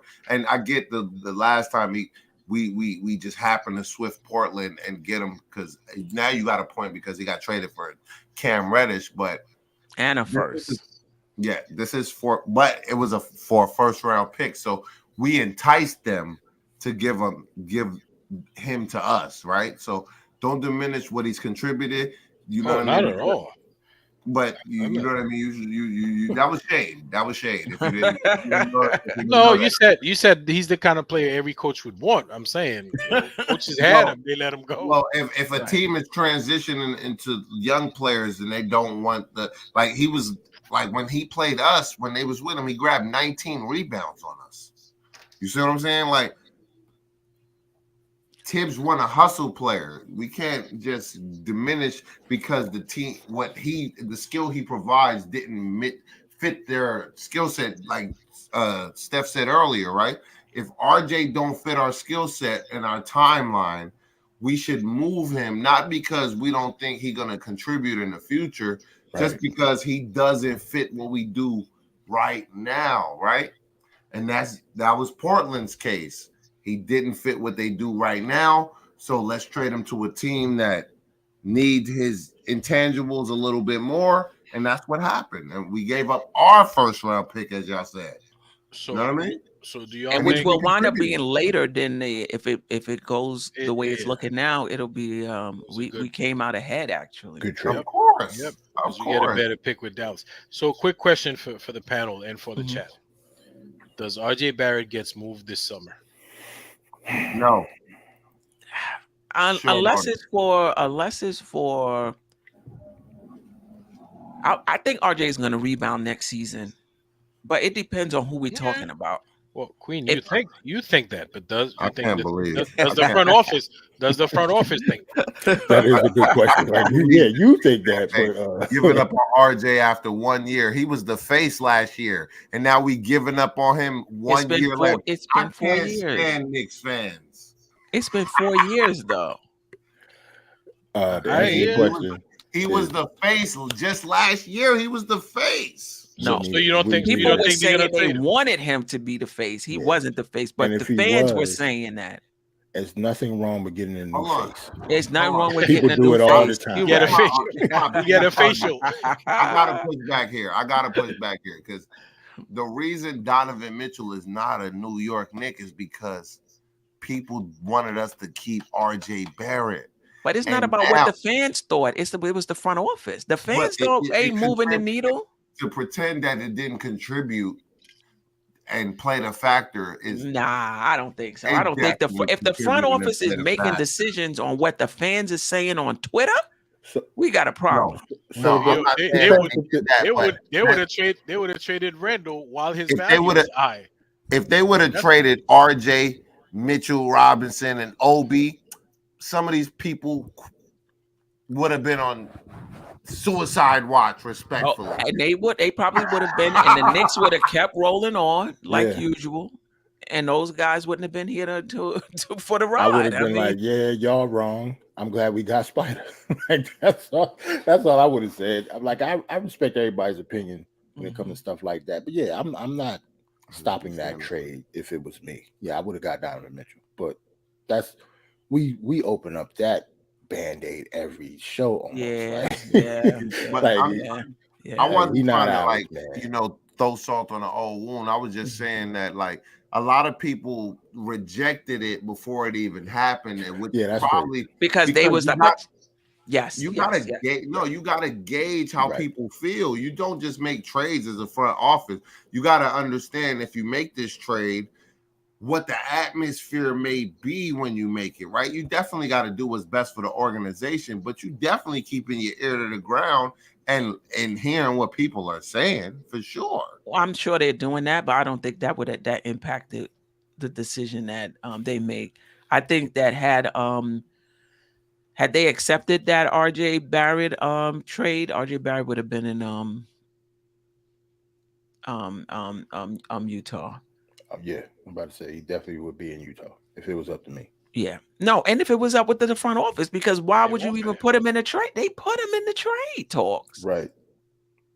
I think they just, I don't know if they had cold feet, like they tried to strong arm him at the end with an ultimatum, and Danny Ainge wasn't having. That's what at least it sounded like, because RJ was already in a trade package.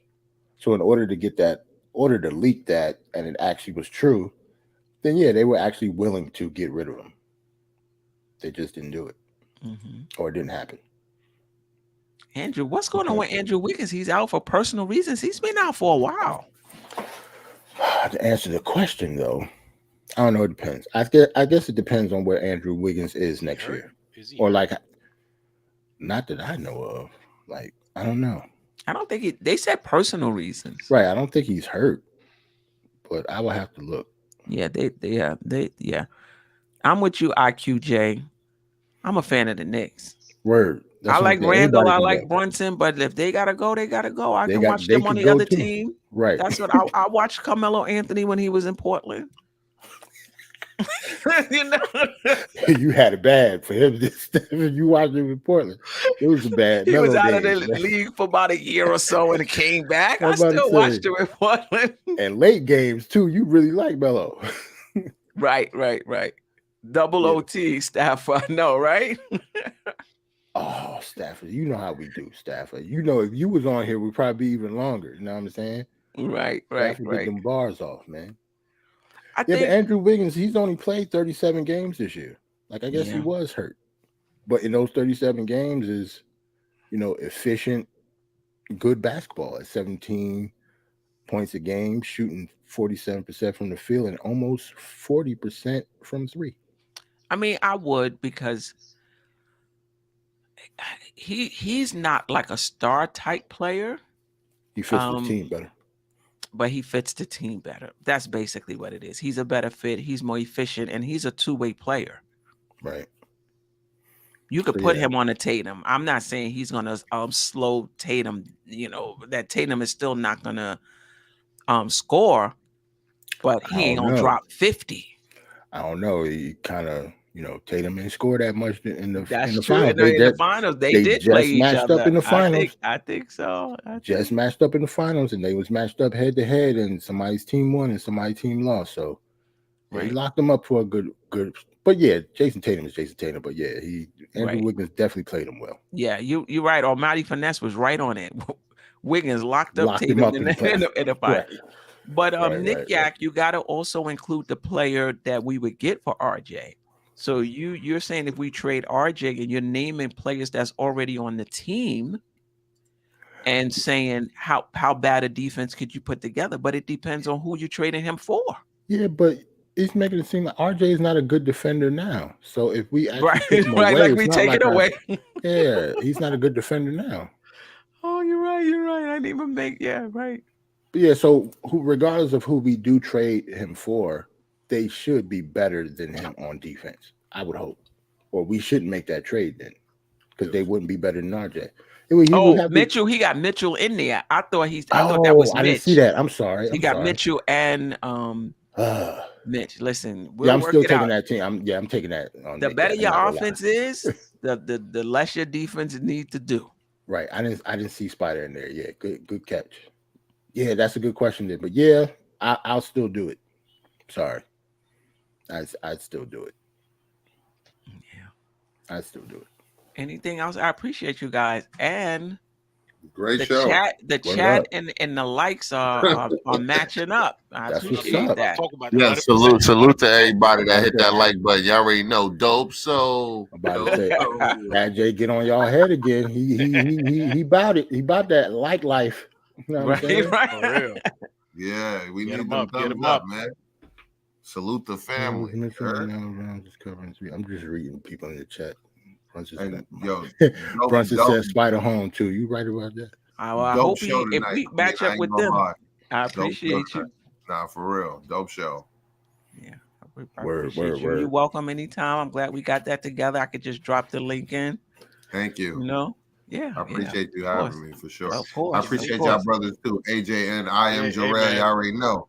I'm ready for that smoke every time. You heard? He bring the smoke with him. That's what's up. That's what's up. I like that. I appreciate you, Cheppy Logos. I hope I got that. Get them up. Thumbs up. This is fun. You know, hanging with the chat is fun. When it gets to the point where I'm like, damn, I got a show, it's time to hang it up. Right. You know, it's time to hang it up. When you dreading doing the show, it's time to hang it up. But I got that 9:15 show. I get up at 6. I get my notes together, get my slides together. You get up at 6 for the 9 show? I get up at 6. I need a couple pointers. You tips? I get up. Yeah, I get up at 6.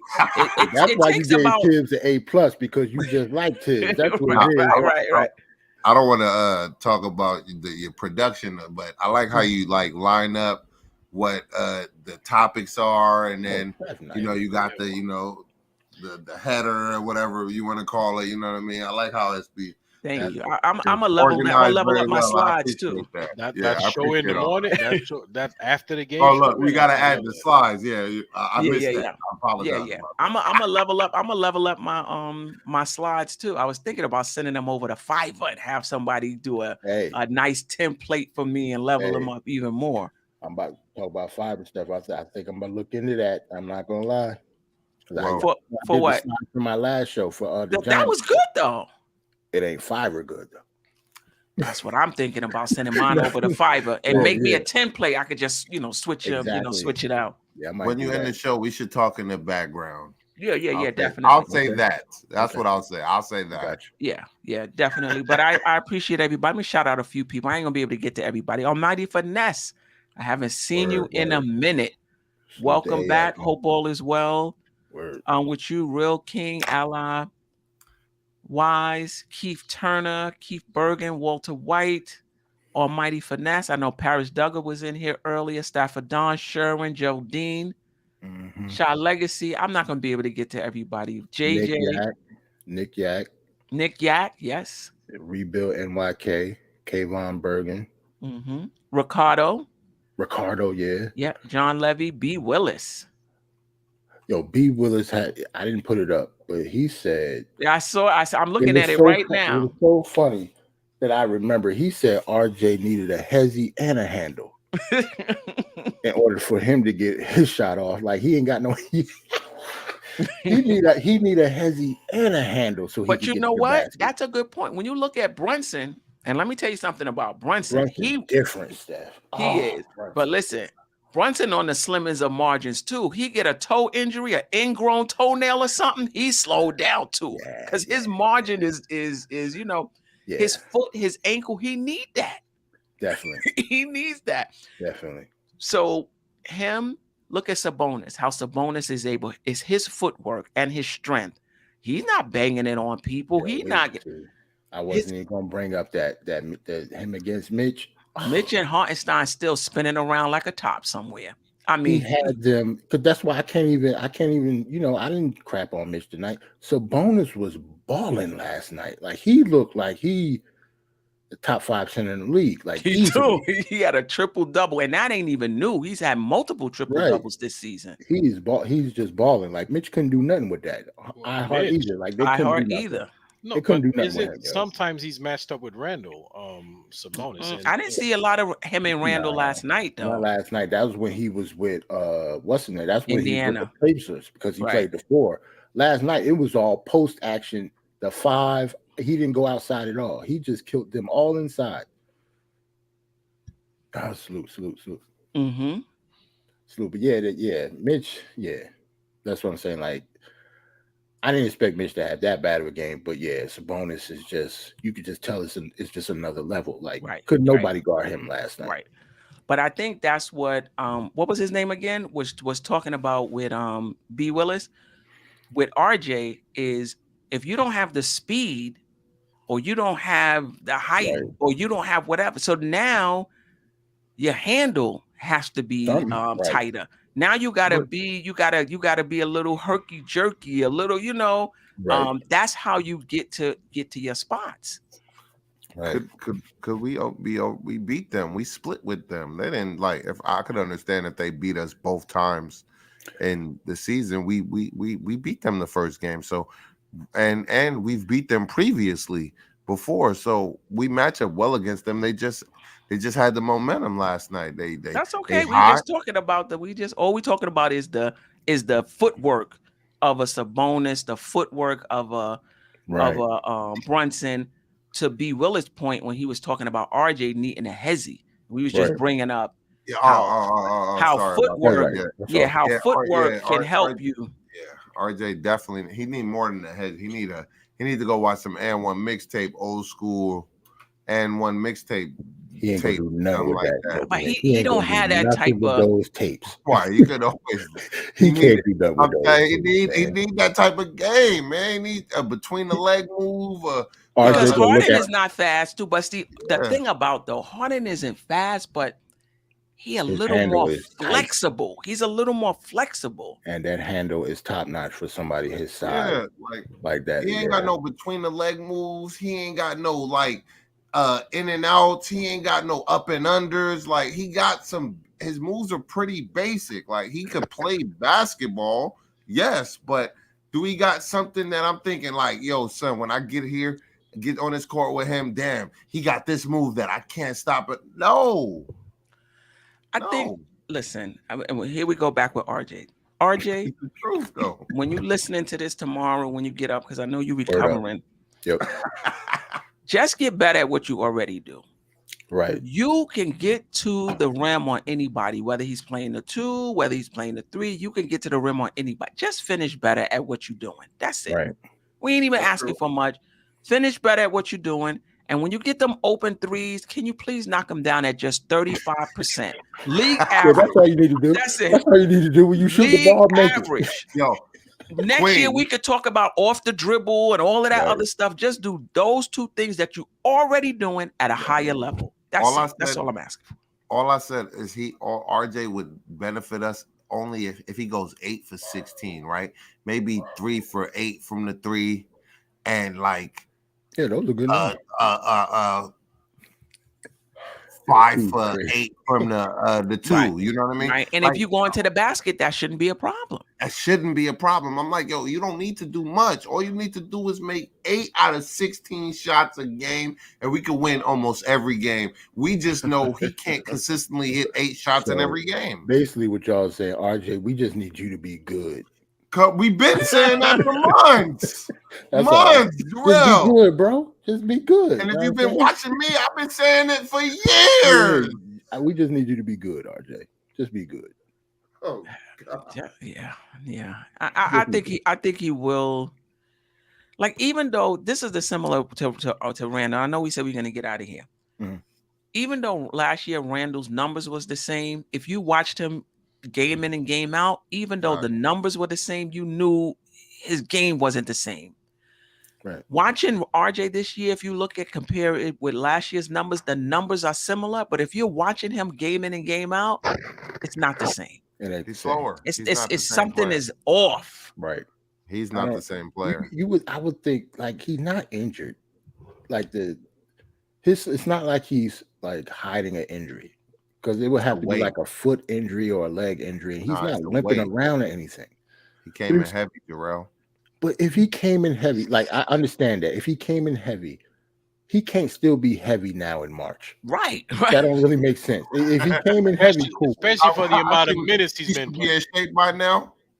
At one point, he was leading us in minutes at one point. Gotta be. Why do you think that was? To get his butt in shape. Tiz random.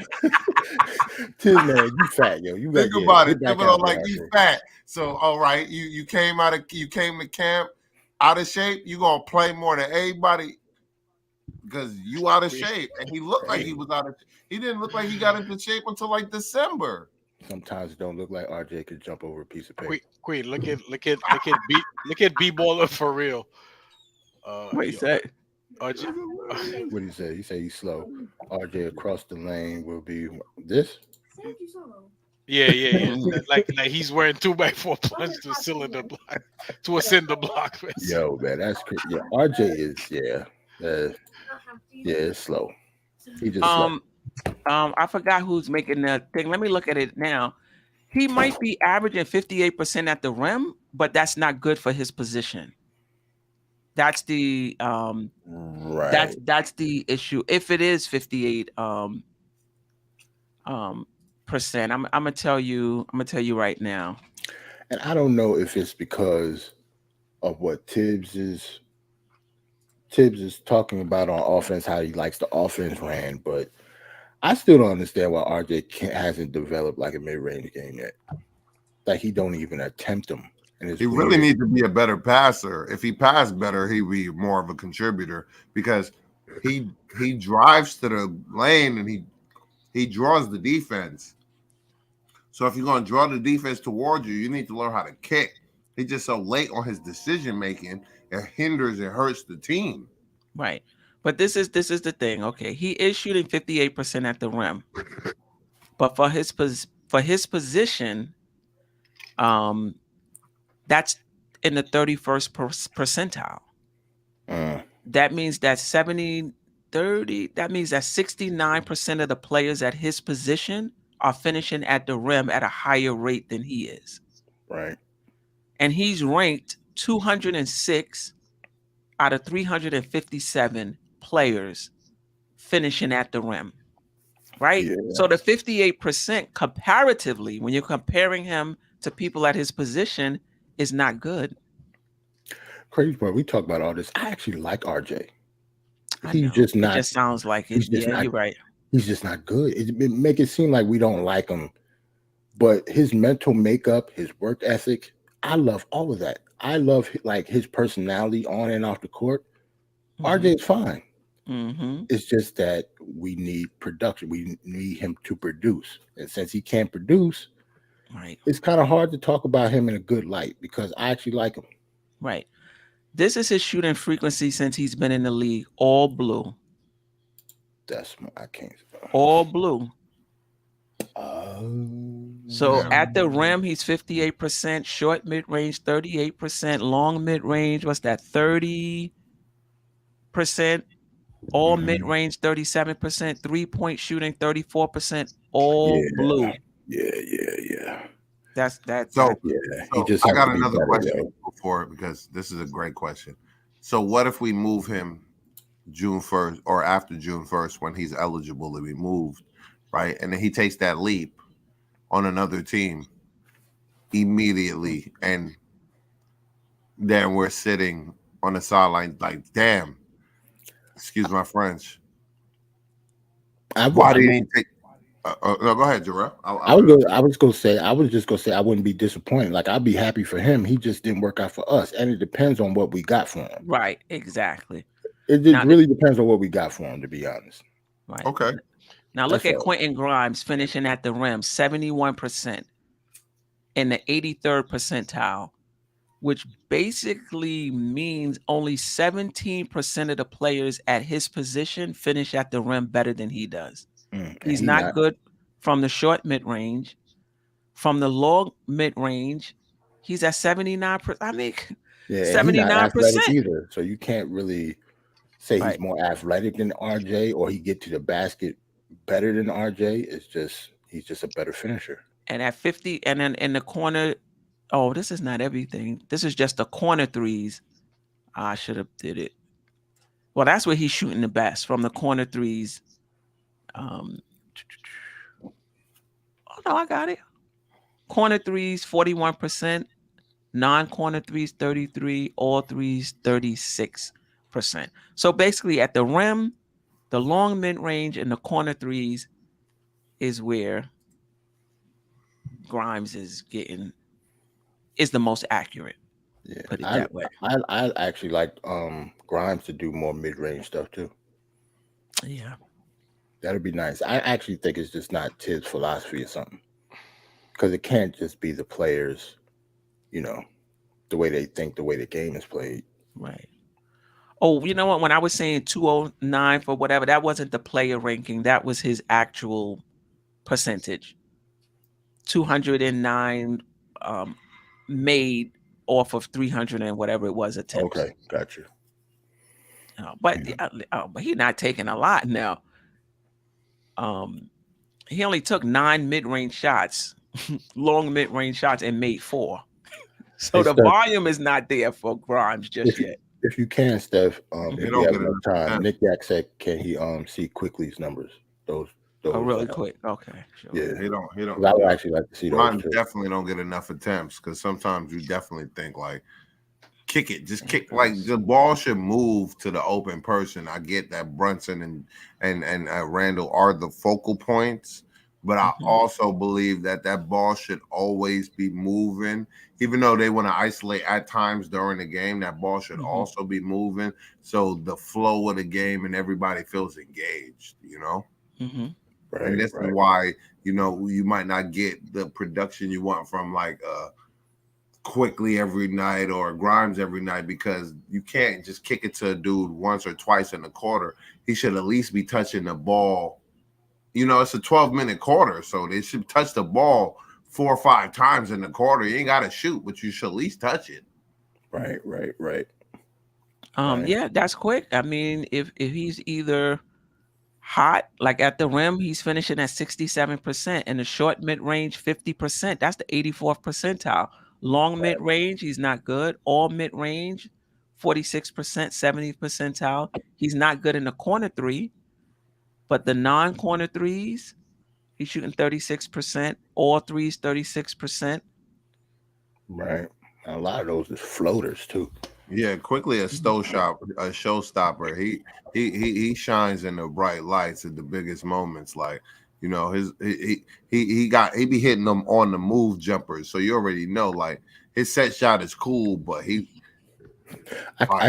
I'm so ready to see what IQ is like in the playoffs, because if he having a good game, it is going to be a sight to see.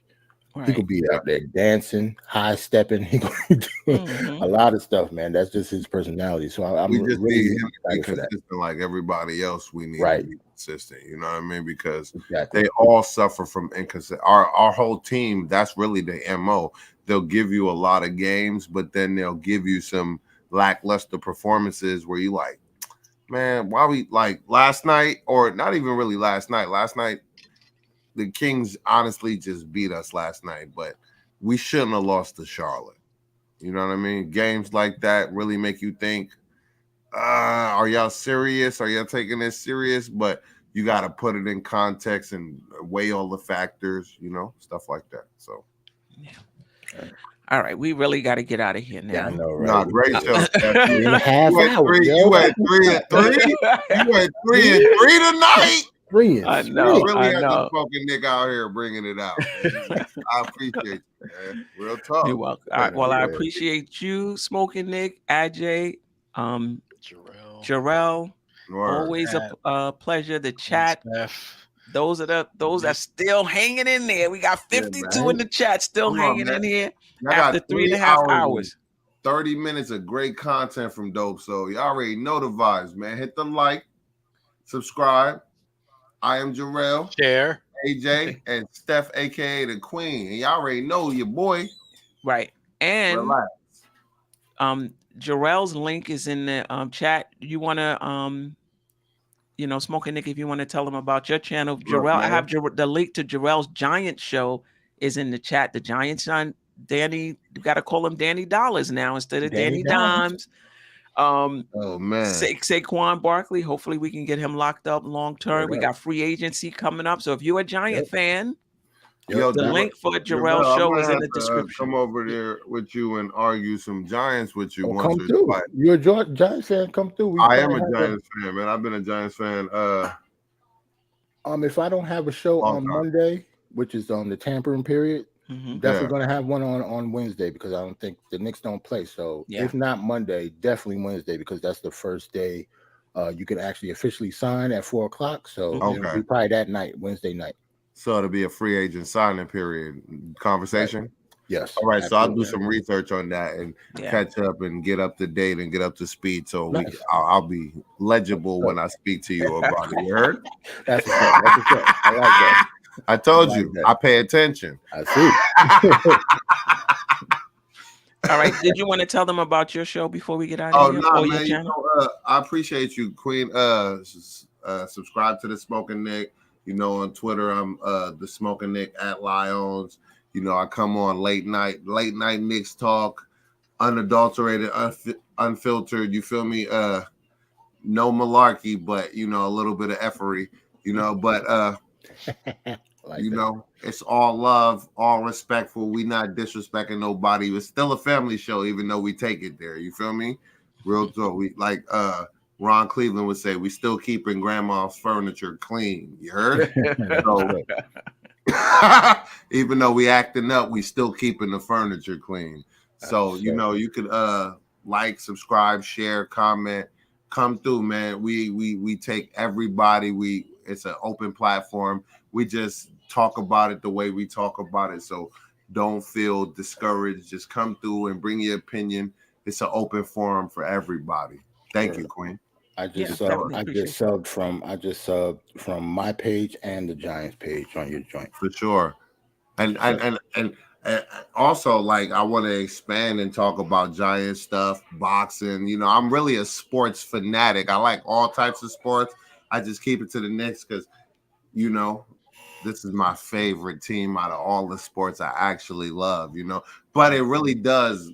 It's like a pendulum. It swings. Like sometimes your Knicks are doing good. Sometimes your Giants are doing good. So you're more into that. Sometimes your Rangers are doing good. So you're more into that. So sometimes your Mets are doing good. So you're more into that. It's just, Right. being a human. All right, Nick family. Until next time, the Knicks play tomorrow. The Clippers at 4 p.m.